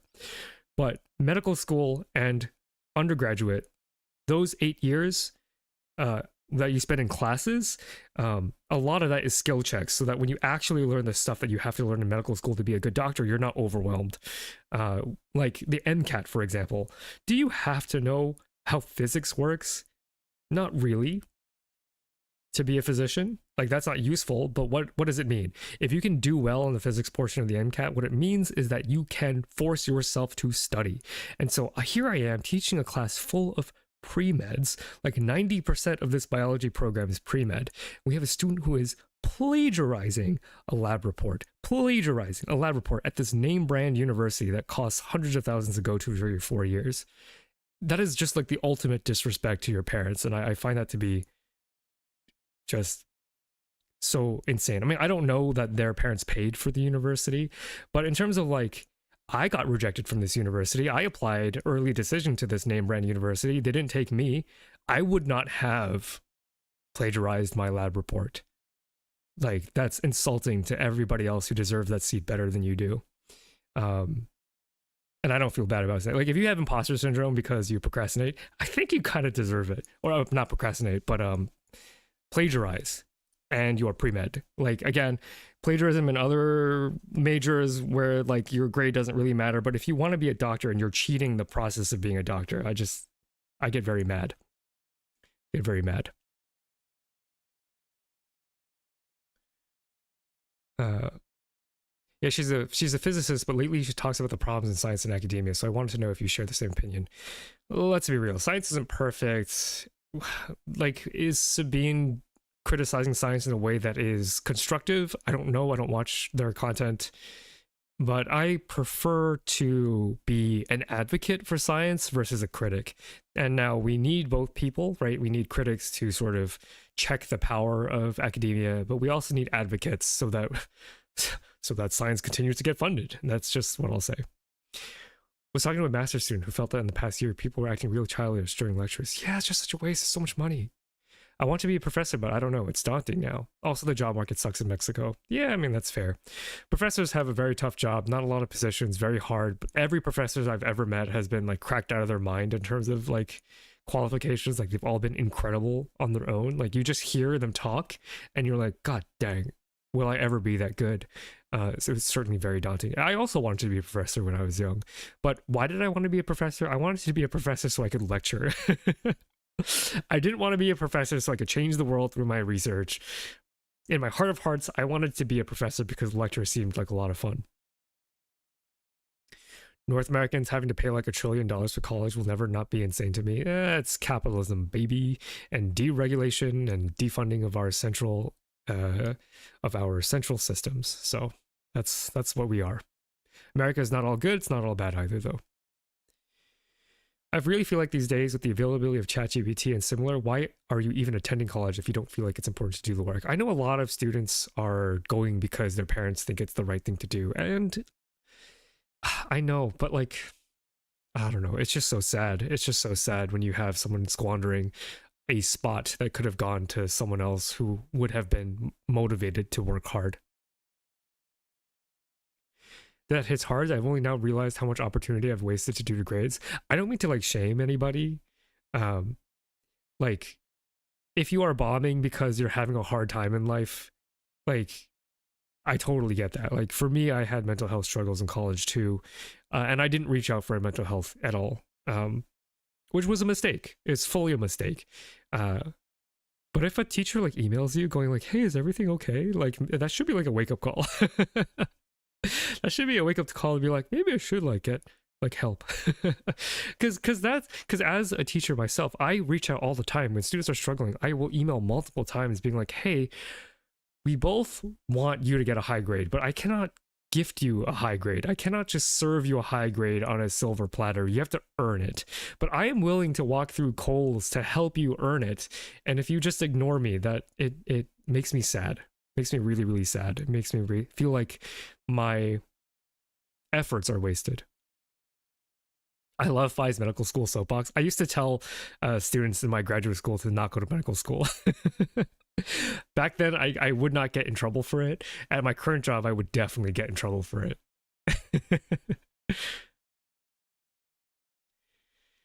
There have been a lot of people who have been using ChatGPT in work, especially at the start of the year. It makes me so angry. Yeah, I know. ChatGPT, my class is not ChatGPT-able because ChatGPT is still not great at understanding data. Although there could be a future in which I'm not talking about basic math because I learned very recently that ChatGPT, the new ChatGPT can actually do math, but I'm talking about interpreting data. I don't think that ChatGPT can do that yet. And as long as ChatGPT can't do that, I think I'm still good. If a physician doesn't know physics, what are they good for? True. I do wonder how the slot machines are going to influence the ecosystem of academia. It already is. It's kind of miserable. A lot of these ChatGPT papers make me so sad for how everything is done. Part of like, I don't know, me being an advocate for science is that I hope that I hope that when I talk that you are having the experience that I am having fun. Because I love talking about science. I love learning how to communicate in better ways. I love listening to lectures and being like, ooh, I'm going to steal that technique because it helps me better communicate what I'm so passionate about, right? Like yapping, like communication, it's an art form. And if you treat it like art is fun, right? Just doodling in the margins of your notebook is fun. In the same way, learning and practicing how to speak is also really, really fun. And outsourcing all of that to ChatGPT is just so sad. It's just so sad. It is really, really, really tough. I was just shocked. I can only weekly push back on it. I still don't know how I should deal with it. I don't know. It's really, really tough. It comes up all the time in like faculty meetings. The crazy amount of math I needed to learn to enter medical school just because some people are tryhards. Yeah, I mean, I don't think you need that math unless maybe you're an anesthesiologist and like doing math is half your job. But having a brain that is capable of learning diverse systems, because it's not all about just learning what, you know, because what I'm doing is biology, right? Like biology, I don't know if there are medical professionals in the chat. How much of your job do you think, how much of your brain is even dedicated to biology? I would gather it's not that much. From what I understand, more of a medical professional's job is understanding what to do. The biology is the mechanism of medicine, right? If biochemistry is the mechanism of biology, biology is the mechanism of medicine. But just like how I don't need to remember how to do organic chemistry in my day-to-day, I don't think your average doctor needs to remember everything about biology. Right. So not only do you have to have that like pure brute force memorization in the context of learning how the body works, you also have to learn how to treat people and what current treatments are and what all the current treatments are and what your differential diagnoses are and what's good for the patient, and making those complicated decisions that are not as easy as we mutate the protein and we see what it does, right? Like being a doctor is a lot more complex than just having good memory. And so training or testing that rigor, the ability of you to learn the skill check, is one step, one part of the puzzle. The skill check is the first piece of the puzzle that you need to pass before you get to be invested into to become a doctor. And you got so much passion. It shows. Thank you. I hope that that passion is infectious. And I know that there are a lot of aspiring life science. I should generalize to life science aspiring students. And, you know, I hope that it's not that I hope that you stay, because I hope that whatever you end up doing, you love. But I hope that if you are thinking about loving biology, that hearing me talk can help you decide whether or not you actually love biology. Like if you are swept along, as I have been when I've heard my professors talk about the science that they have done, that it maybe helps things fall into place for you in the future. I think that would be nice. I know friends that didn't go to university they wanted, and that ended up destroying their motivation, so that might be a factor. See, that's what I don't get. I went to a medium university in terms of prestige, for my department at least. My undergraduate university was very well known, but not for what I wanted to study. And it felt like, as someone who has been to name brand schools my entire life, I was always little fish in big pond, right? Like, I had no ability to stand out because there were always a tier of people who were better than I was. But like going to a university that the university that I ended up going to, was that my first choice? No. It was not my first choice, but I ended up thinking that it really helped me in my career because I was not the bottom all the time, because going to school with geniuses is just oppressive.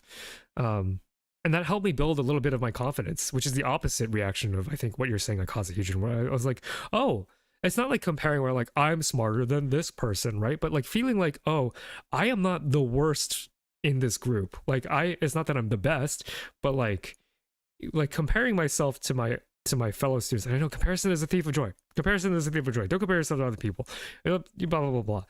But as someone who has deep sort of pseudo trauma from a life of high academic achievement, just knowing that I am not the dumbest person in the room was pretty good for my ego. That's all I'm trying to say.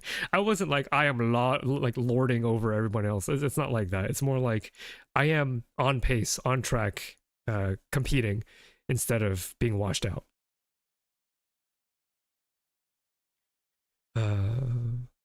Let's see. Catching up on chat now as I've been yapping. The cultural differences in education are almost shocking. Let me know more about those cultural differences, and I want to know more about where you have come from, where there is that cultural difference. Let's see. All right. Yeah. Good mindset for college. Get help when you need help is like my number one thing, coming from the instructor side. I don't really remember too much about what it was like being a student. But yeah, if you need help, go get help. At least in the US, a lot of good universities will pay for your mental health care, or rather it has been paid for in your tuition. So it is money that you have already spent that you can use to get therapy. I know not everybody believes in therapy, but also if it's already been paid for and you are open and are a good candidate for therapy, it's not a bad idea. And sorting things out, taking time off, because college can be overwhelming. Like, again, I'm sympathetic to students. The worst case, the saddest I feel is when students are just blowing their 4 years without any attempt to get back on track. I think that is where, you know, my soapbox for that, right? It's okay to struggle. It's okay to do poorly. It's less okay to have like no plan or direction. And there are gurus out there who will tell you that it's okay if you didn't have direction. And it is definitely true. Like, just because you squandered your, you know, certain number of years in college, that doesn't mean that you can't have success. But as someone who has been in school my entire life, it helps if you don't squander it. And I think that is less of a popular thing to say. Like, it definitely helps if you make use of that time. Although if you didn't, there are ways that you could come back, but of course that's going to be harder. Of course. Europe. Oh, so European academic culture. So what is that academic culture like?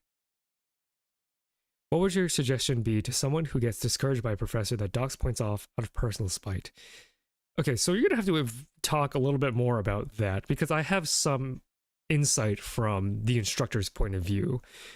So I can maybe help interpret what those points are being taken off for, because I'm sure some of my students think that I take off points for no reason, but for my assignments, I don't think so. I think I'm quite fair. Uni is basically free here unless you take more than 2 semesters than the minimum, which is the case for me, but university is still very affordable. Yeah, it is very affordable. In the US, it's seen as an investment, right? You are banking on making more money when you graduate. So it makes some degrees a lot less return on investment, which is problematic for the job market, right? What counts as squandering here? So, like, I've seen students who have just like not submitted a single homework assignment, and like need to go to medical school. And that's really painful to see. Or in that case of that other student, who I mentioned was caught plagiarizing. You can't do bad in school and be a doctor with an MD, right? If you want an MD, you can't have a bad grade. That's just not possible. Like, for other things, sure, come back, whatever. But if you have a bad grade and you want to go to medical school and get an MD, you have to get your GPA up, which might mean spending even more money in the US to take a post-bachelor degree to inflate your GPA, because medical schools, again, they're checking your skill. They're checking your ability to survive in medical school. I think that's a pretty good way to put it. They're checking your ability to survive in medical school. They don't want you to come, spend all the money, and then drop out. That's bad. And you don't want that either, because you just wasted a whole bunch of money. So that's what I mean by squandering. Like, if you know that your grade doesn't matter and then you don't care about your grade, whatever, you know, you're an adult at that point. You can do whatever you want. But if you have a goal, and your goal is, for example, to do research, or your goal is to be a medical professional, and you just bomb and you don't do anything about it, and I'm like emailing you, begging you, please let me help you, that's when I get really distressed, because I'm in there in the trenches. Like, I say that I'm like a selfish teacher, and I am, because the joy that I get is selfish. The joy is my ego being inflated, because the thing that I find cool, you're finding cool. I like that. That's awesome. The pain is shared, though, because I don't want any student to fail. I'm not a teacher that wants to do a curve, right? You know, we need a certain number of C's, otherwise the class isn't hard enough. I don't agree with that, like, on principle. But if you have a goal, my job is to enable you to get to that goal. And if you are not taking advantage of the resources around you, it's just, I get this secondhand sense of pain of, like, if you want to go to medical school, I can see a future in which you have to take even more classes because you need to get the GPA up, which is investing even more money and even more time. And I just don't want that to happen. You know, it really sucks. Like, if you got your degree with a successful GPA, successful can mean anything. Or if you're an engineer, you graduate with a 2.0 and you found a job. Like, again, that's why engineering, to me, it doesn't really make as much of a difference, because the main thing that I like stress over is pre-meds. Because engineering, from my understanding, as long as you make good stuff and are good at engineering, that's what the job demands. But for academia, for medicine, you have to be good at learning things. Engineering, you have to be good at learning how to do stuff. But for medicine and for academia, you have to be good at learning just a lot of stuff. And that's reflected by your GPA. International students get squeezed for every pound, dollar, peso, yuan, and dime where I am. Yeah, because international students can afford to travel, right? So in the US, if you are traveling internationally to study for an undergraduate degree, you are often coming in with a lot of money. But I think scholarships can apply, but generally from my experience, that's how that works. Although if you're a graduate student, sometimes your government will pay for that, and that's super nice of them. Here in Germany, I also feel like the uni landscape is less dominated by a few extremely prestigious universities. There are a lot of great universities in America that are not the Ivies or name brand ones, right? It's just America is capitalism, capitalism is advertising. I feel like students here fall into categories, either put in the minimum effort to pass and squash as many exams into a semester as possible, or learn probably at the cost of efficiency. I'm not entirely sure what you mean by that. What's successful GPA here? Do you get murdered by a single beast? So I will be transparent with my grade, and I will preface this by saying that I was considered a shaky candidate for medical school. So I had a 3.6, I want to say. I think about 3.68 was my final GPA. Maybe a little lower than that. 3.75 was considered to be maybe not average or safe.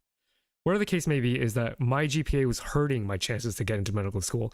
And keep in mind, I worked very hard. I did research, volunteer work, all these other extracurricular things. I was a successful recipient of 3 internal grants.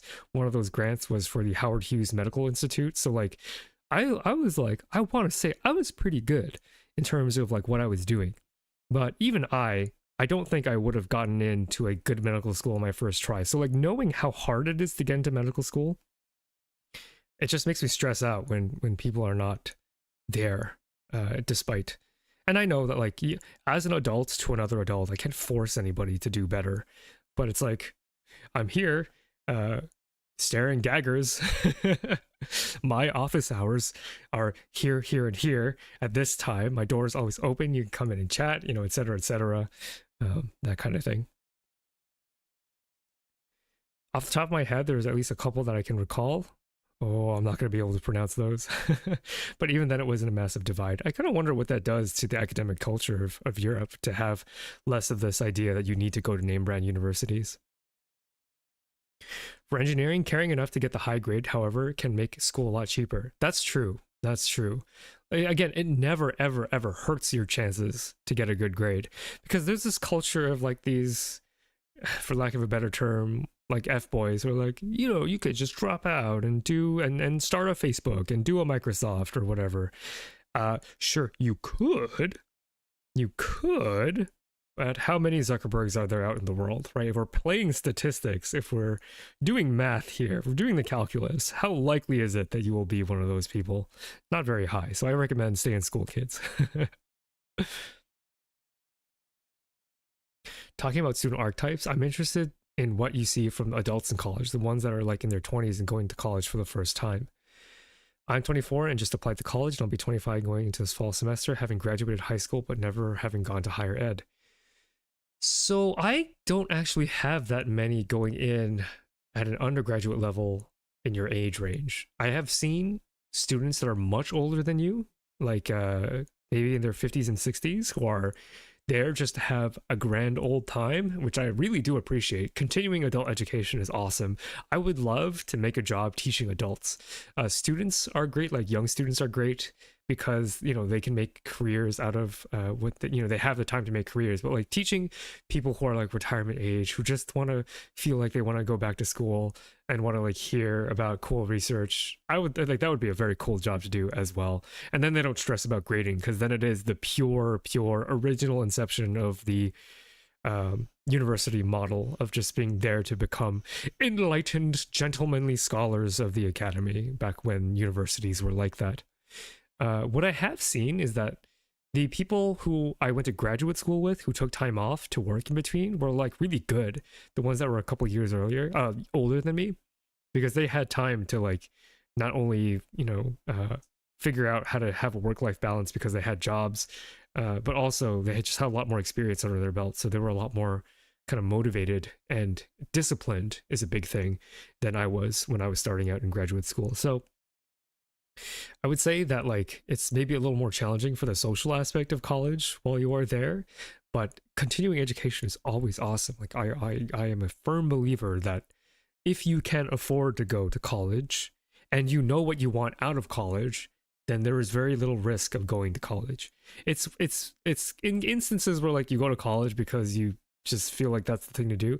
That's where it comes with that really high price tag, and then you don't know how to make back the money. That's when it's kind of cringe, right?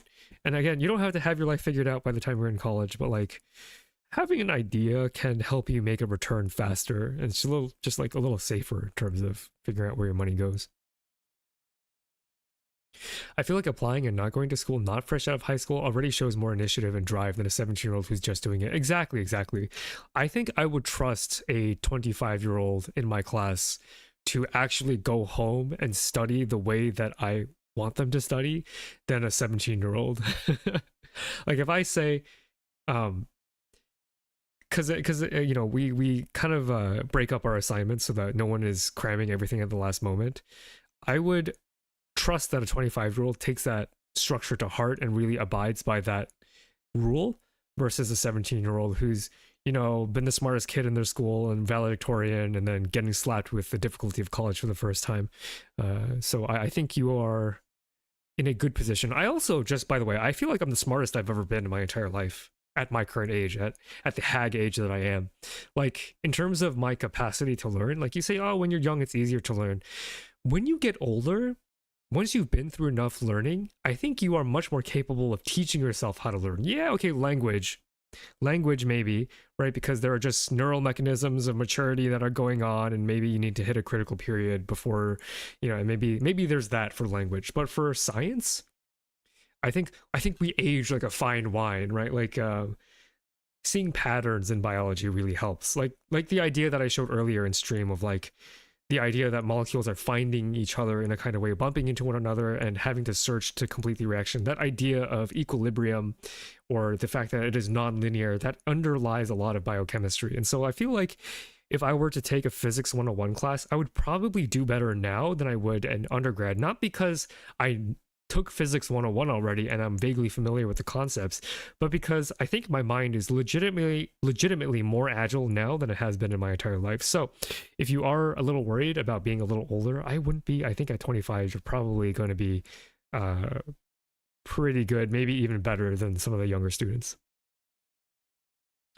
I knew an undergrad in my group at the age of 34. He went into it because he came to the conclusion that he was mature enough for it and that it would allow him to pursue his interests. Yeah, I think that's pretty valid. Do you think that a world where everyone had enough free time to do what they wanted would be an ideal one? Oh, that's for philosophers to decide. I don't spend a lot of time thinking about idealism just because I feel like, you know, my approach is what can we do to improve current systems, just because it's a lot harder to rebuild society from the ground up. I don't know, because you cannot remove society from society, right? So it's an interesting question, but there would be no society if everyone had enough free time to do what they wanted, because who gets to do that? On whose back does that happen? Yeah, I don't think that that's a thought experiment that can go very far, because philosophy reasons. And you know how to manage yourself in your life to maximize your productivity. Exactly. Next step from Biochem. Will you do a biophysics stream? So I am planning on talking about biophysics at some point. Whether or not I could do a 101, dude, Biochemistry 101 was so hard. Toxo had the same biophysics professor I had. Toxo, do you want to share a little bit about how that Biophysics 101 class went? Biostats? I am not a statistician.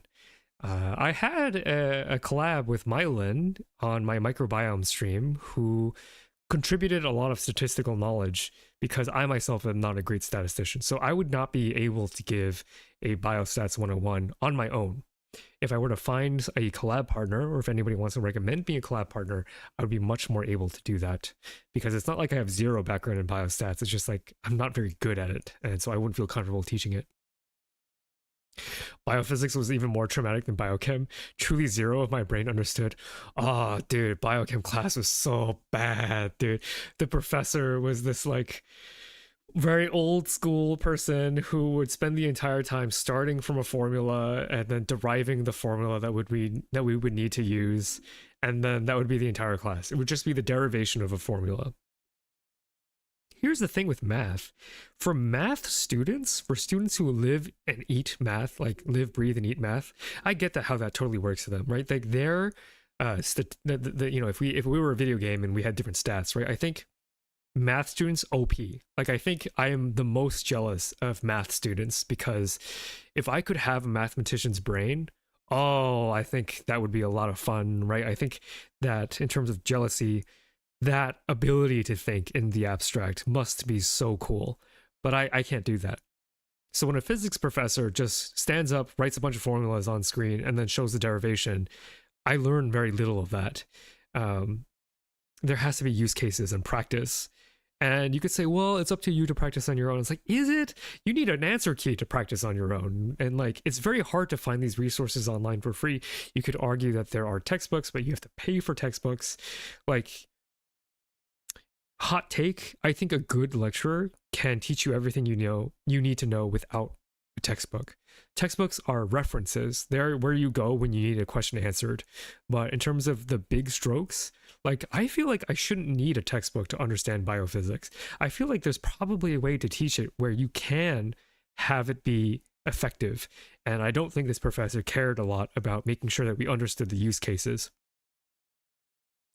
Because that's where I really struggled, is on those exams, just being like, you know, this is an electron. How does this thing on a protein interact with this electron? What value does this happen? I understand that's a worthwhile exercise, but when you don't have practice problems that are broken up into like manageable parts, right? Like checks for understanding, a lot of that becomes very abstract, and that's very hard to do as someone who, like me, like I don't think I'm very smart as a rule. Like I don't think I have more ability than any of you in the chat, because biology, I think, well, I'm not a research scientist anymore, right? So I'm not a tested scientist, so I don't have the brain to be a research scientist. But to understand, to have a good conceptual understanding of biology, I don't think you have to be that smart.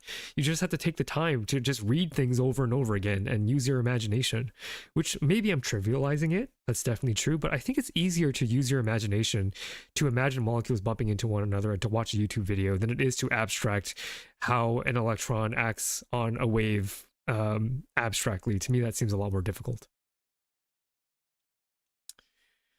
More plant bio? Maybe one day. See, maybe if Nep wants to come back on.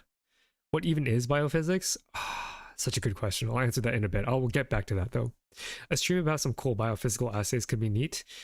Fluorescence polarization, surface plasmon resonance. I love surface plasmon resonance. Maybe instead of biophysics, would chat be interested? Let me do this as a poll. Would chat be interested in a molecular techniques stream? That's actually a really interesting idea. Molecular techniques stream, because those are the greatest applications of biophysics. Molecular technique, maybe tier list. Maybe that would be a fun way to do it. I think that'd be kind of cool. Even after taking biophysics, I cannot answer this question. It's a hard question to answer, especially when the class was just insane. And by the way, in terms of taking my own advice, I went to office hours like every week.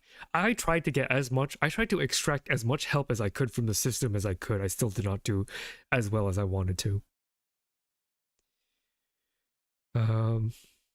In biochem, I'm a biochem student trying to avoid as much math as possible. Good luck. You're probably going to have to take PChem and probably have to take physical chemistry and probably have to take like crystallography and that stuff. That's not to say that you will always have to use math, but you definitely have to have a good mechanical understanding of how your science works.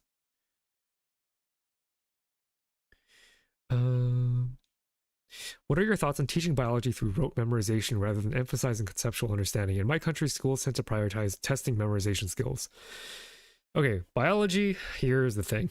And this is a philosophy that I inherited from my professor at name brand school. You can't get to the fun parts of biology without knowing what a mitochondria is. And I know, powerhouse of the cell.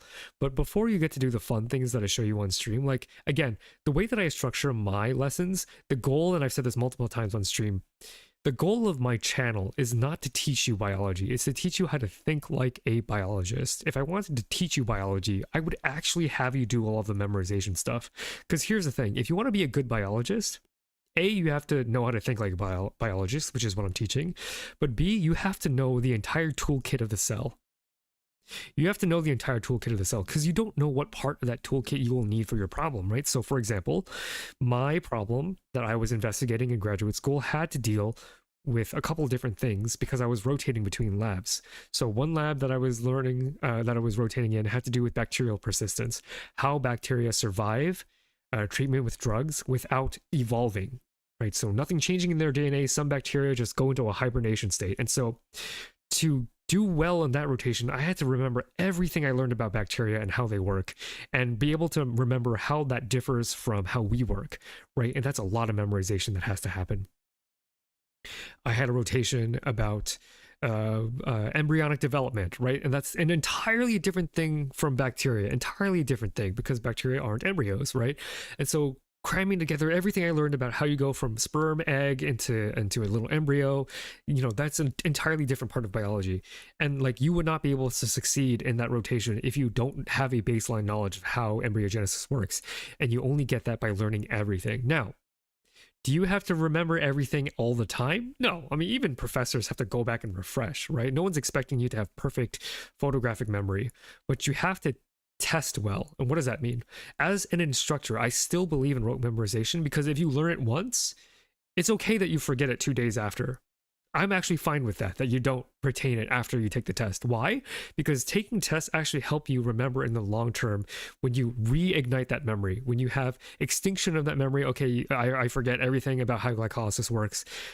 If you ever need to learn glycolysis again, instead of taking 2 days, 2 full days or 2 full weeks to learn glycolysis, now you only need 1 afternoon. And that's why you have to memorize everything.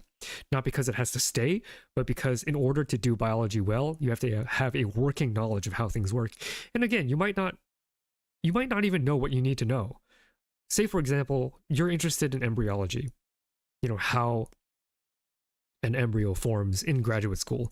But at the end of graduate school, maybe you start getting interested in viruses like HCMV, human cytomegalovirus, which infects, which is passed from mother to child and is a pretty sad one to get, which is why so much research is going into helping prevent HCMV transmission. So you have your baseline professional skill set of embryology, but then you have to go back and remember, how do viruses work again? And if you've never learned how all of that works to begin with, it's going to be much harder for you to teach yourself when you need it for your job. So memorization, I know that there's a pushback that, oh, we should be talking about skills. Yes. Incorporate some of what I'm doing on my stream into biology lessons. But memorization, in my professional opinion, that for biology students, that baseline memorization is important. And that's speaking as someone whose memorization is dog water, right? I can't memorize a phone number. I have to write down the phone number, and I will, because I can only fit 5 things in my head at once. When you get to a phone number, when it's that long, it just can't, it doesn't happen to me. I've memorized my number and my home number, and I'm pretty good at Toxo's number, but I don't get it 100% of the time because, again, my memory is that freaking bad, but I still think that memory is very important.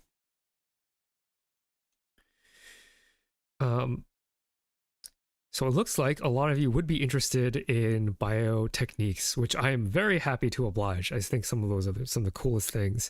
And not because there's any kind of story, but just because you're just like, what? Plasma torch that reaches temperatures to the temperatures of the sun right here in my backyard? That's crazy. That kind of thing is always very, very fun to talk about. So I think definitely molecular technique tier list would be very fun. Yeah. Do you ever think the subject of biology is going to survive through AI? Of course it's going to survive through AI. AI can't test experiments. You still need to confirm that biology works the way you think it does. Even if AI reaches 99.9% accuracy with regards to its predictions, you still have to actually show that it works. You still, no patient, I want to believe, no patient is going to agree to take a medication that has only been tested by AI. Simple as that. How much of biology survives through AI? I don't know. I'd like to think because we need to prove things still, that we will be employed for a good while longer. Also, AI, a hypothesis that an AI generates is only as good as any other scientist's AI-generated hypothesis. I will die on this hill. Why? Because AI is the conglomerate knowledge of all of humans, but all of humans are flawed, right? The conglomerate knowledge of humans is a flawed understanding of how the world works. If you combine everybody's theories, for example, let's say we take every single science paper ever written about tuberculosis and we feed that to an AI and we have AI generate a hypothesis. Some of those papers are not going to be true in a couple of years. They're going to have hypotheses that will not be proven later on. And so what is the actual benefit of the conglomerate of human knowledge versus a couple of very opinionated human researchers? I am of the opinion that we still need to test everybody's opinion. And because we don't have a full understanding, we don't have a full data bank for AI to work off of with biology to begin with, I think we're still pretty good with regards to that. Are there any jobs at true risk of being completely overtaken by AI? I'm not an AI expert. I'm not really a job market kind of person, so I can't really answer that. Studying the stages of embryogenesis is quite different from memorizing bacterial names within a specific phylum. Binomial nomenclature is the bane of my existence. I do agree that memorizing binomial nomenclature is pretty annoying. I'm guessing you're a microbiologist, in which case if you then work in a microbiology lab, you're still going to have to memorize that. You're gonna have to have a working knowledge of them in the future. I'll put it that way. So maybe you don't have to have a cold call memory of it, but you will still have to have a working memory of it. That's more in the domain of lab automation. Yeah, like some of the stuff that like physically we do, I think that stuff can be automated. That's definitely true. But you still need brains. I think it'll be a while before we start replacing brains. Chess is around, even if machines can do it better. That's true. That's true. AI is great for things like looking at medical imaging and identifying tumors or analyzing huge volumes of data that would take humans too long. That's definitely true. So in terms of like, will scientists be out of a job? No, because I think hypotheses generated by AI are not inherently better than other hypotheses. I could be proven wrong. I'm okay with, having my mind changed, but I don't think that you will replace scientists as a job in the future. I choose embryogenesis over learning just Epulposium Fishersoni. That's true. I think embryogenesis is definitely more interesting than learning taxonomy. But let's be fair to biology. Not all of biology is learning taxonomy. Although if you are a medical student, you will have to learn every bone in the body. And that is why you need to do well in school, because memorizing every bone in the body, good lord, I would not have made it past medical school with my 5-item working memory. Yeah, it's kind of funny how I think every conversation that I have with my chat eventually just converges back to AI as a conversation. It's not just my chat either, because I think I've seen it in other V-Theory members' chat too. It is a very topical idea, and of course it's very scary. I just think it's very interesting. As an advocate for science, I do wonder, maybe there's probably an AI VTuber out there, and I'm not talking about Vettel, because what are the chances that Vettel wants to talk to me, right? But there's probably other AI researchers who I think would be fun to collab with. I just don't know any of them currently. Taxonomy is rad, how dare you? Hard disagree. Okay, learning the names for taxonomy is not rad, but I think in biology you do see a lot of taxonomy, even in molecular biology, because you still have to make connections between different species when you want to talk about conservation of certain genes. Like if you want to talk about how genes evolve, certainly taxonomy is really, really good. All right. Muscles, their attachments, and their actions in early medical school is the bane of my existence. Oh, we got another medical student here, or at least another medical professional, or medical professional in training. Yeah, man, like that stuff, that's not fun at all. That's the equivalent of learning bacteria names for me. But learning the steps of embryogenesis, genuinely very, very cool. Oh, I don't know if you all heard that, but Purkinje just made a meow. Oh yeah, I forgot to update everybody. Purkinje's doing well. So for those of you who don't know, I had to cancel my stream about what did I do it on? Fungi. Thank you, Toxo. The fungal microbiome I had to cancel it because Purkinje stopped eating because she had a choleangial hepatic, whatever you call it, GI tract infection, and now she's got an esophageal tube in, so we've been feeding her through the tube. But lately she's been eating meals again, so that's very, very, very, very, very fun and very good. And it is now her meal time, and Toxo is preparing that meal while we hide a bunch of her drugs in there. Don't tell her that we did that, and hopefully she just takes all of them by mouth. But yeah, Purkinje is doing well, which is very, very relieving. It's been a very stressful couple weeks. What do you think about studying PharmD? I've been enjoying learning pharmacology and physiology, but I'm afraid I won't be able to get into the research. Fuame. Fuame was going to be a perfect person to talk to about this. I was originally going to save this yapping session for Fuame to talk about her experience as a pharm student. Unfortunately, I cannot answer that for you. I myself don't know really what pharmacy school is like. Like, when I was talking to Fuame behind the scenes, she was like, oh yeah, most people only know pharmacists as the people that sit behind the counter at your pharmacy and dispense drugs, but there's actually a lot more to it. And I was like, oh, that's fascinating. Maybe we should save that for stream, because I would genuinely like to know what other jobs are out there for pharm degree holders. So unfortunately that won't be happening, but Fuame, I can shout her out. She's a Twitch streamer, very fun, chill Euro truck driving simulator streams, and you might be able to ask her if she wants to answer those questions. Don't pester her if she would prefer not to talk about, work. But there you go, Fuame at twitch.tv.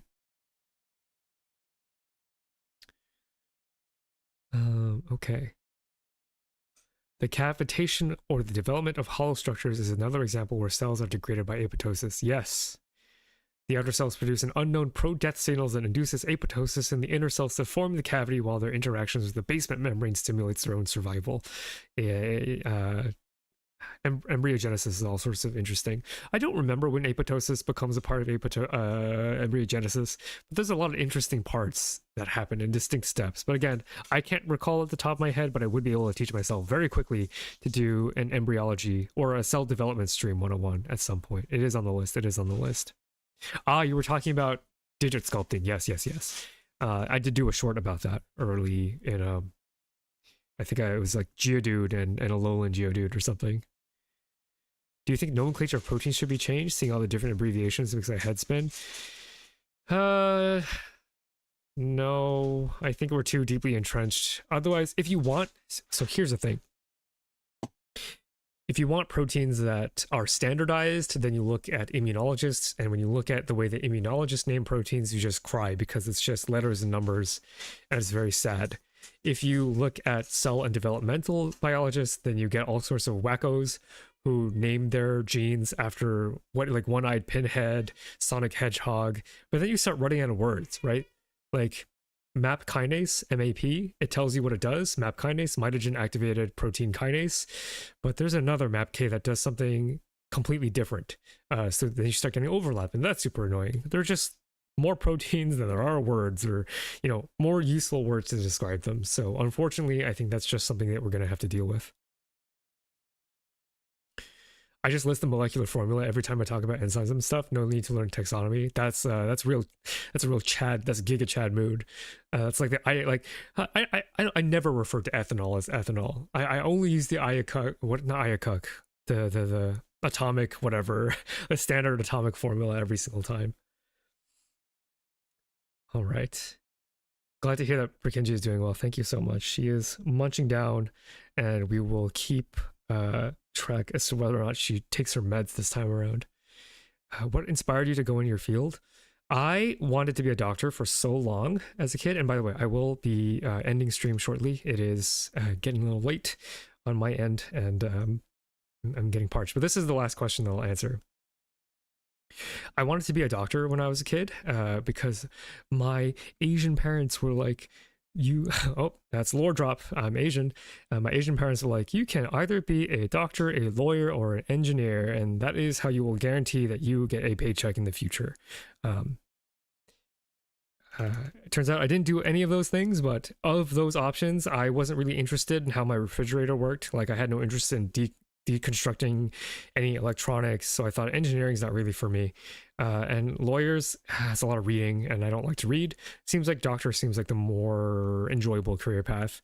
And part of being a doctor, not all of it, but part of being a doctor is learning biology. So when I started to learn about bacteria on my own as like a 5th grader, I would do this thing where I would go to kidshealth.org and I would plug in the name of a disease I heard, like rabies or tuberculosis or prion diseases. Like, I learned all about these when I was very, very young, and I would just spend my entire days sometimes reading everything I could about how these worked through the lens of someone teaching children, and that really ignited my interest in disease.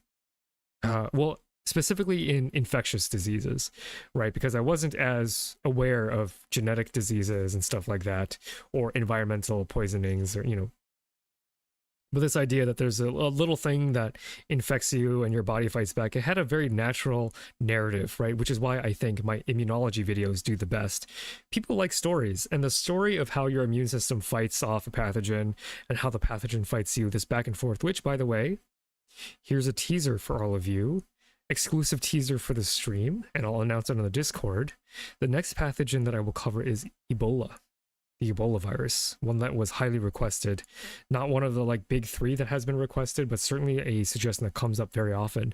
And the back and forth, the story of evolution, the mechanics of how our bodies evolved to protect us from disease. There's always this back and forth where the body comes up with something interesting, and then the pathogen comes up with something interesting, and this, it's very anime, actually, right? Like, if you've ever watched JoJo's Bizarre Adventures and you've enjoyed how JoJo's Bizarre Adventure works, you can like biology. You can find room in your heart for it. Because JoJo is all about that, right? Like, you have done this thing that thwarts my stance weak point, but I have done this clever thing, and then, oh no, you've countered that clever thing. That dynamic is just so interesting to me. I think that's very, very fun. I don't like to routinely read scientific papers for internet strangers for fun. Listen, if you read enough of these, they become, I find it easier to read a scientific paper than a novel, because I can skip around in a science paper and just look at the data.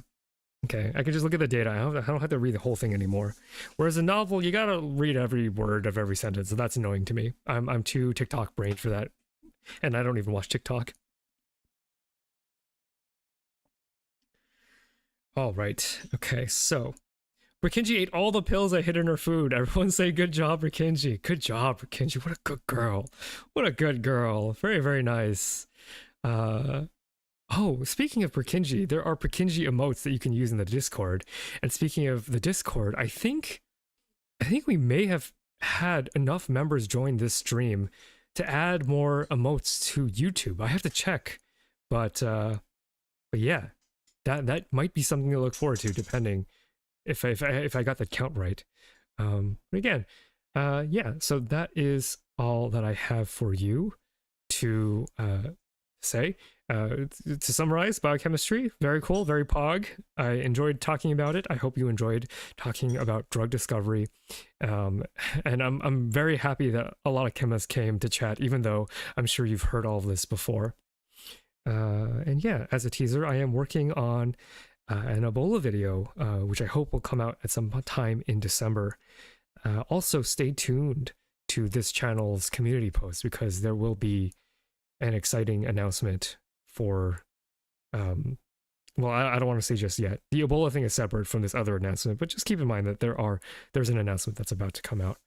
And I'll make one more plug for the Discord, and then I will call it a night, y'all. Thank you so much for joining. I hope you have a good rest of the day. It's always so much fun to talk to you all. Rikinji needs pets. I will give her one just for you at KasA. All right then. Bye, y'all. Goodbye. Bye.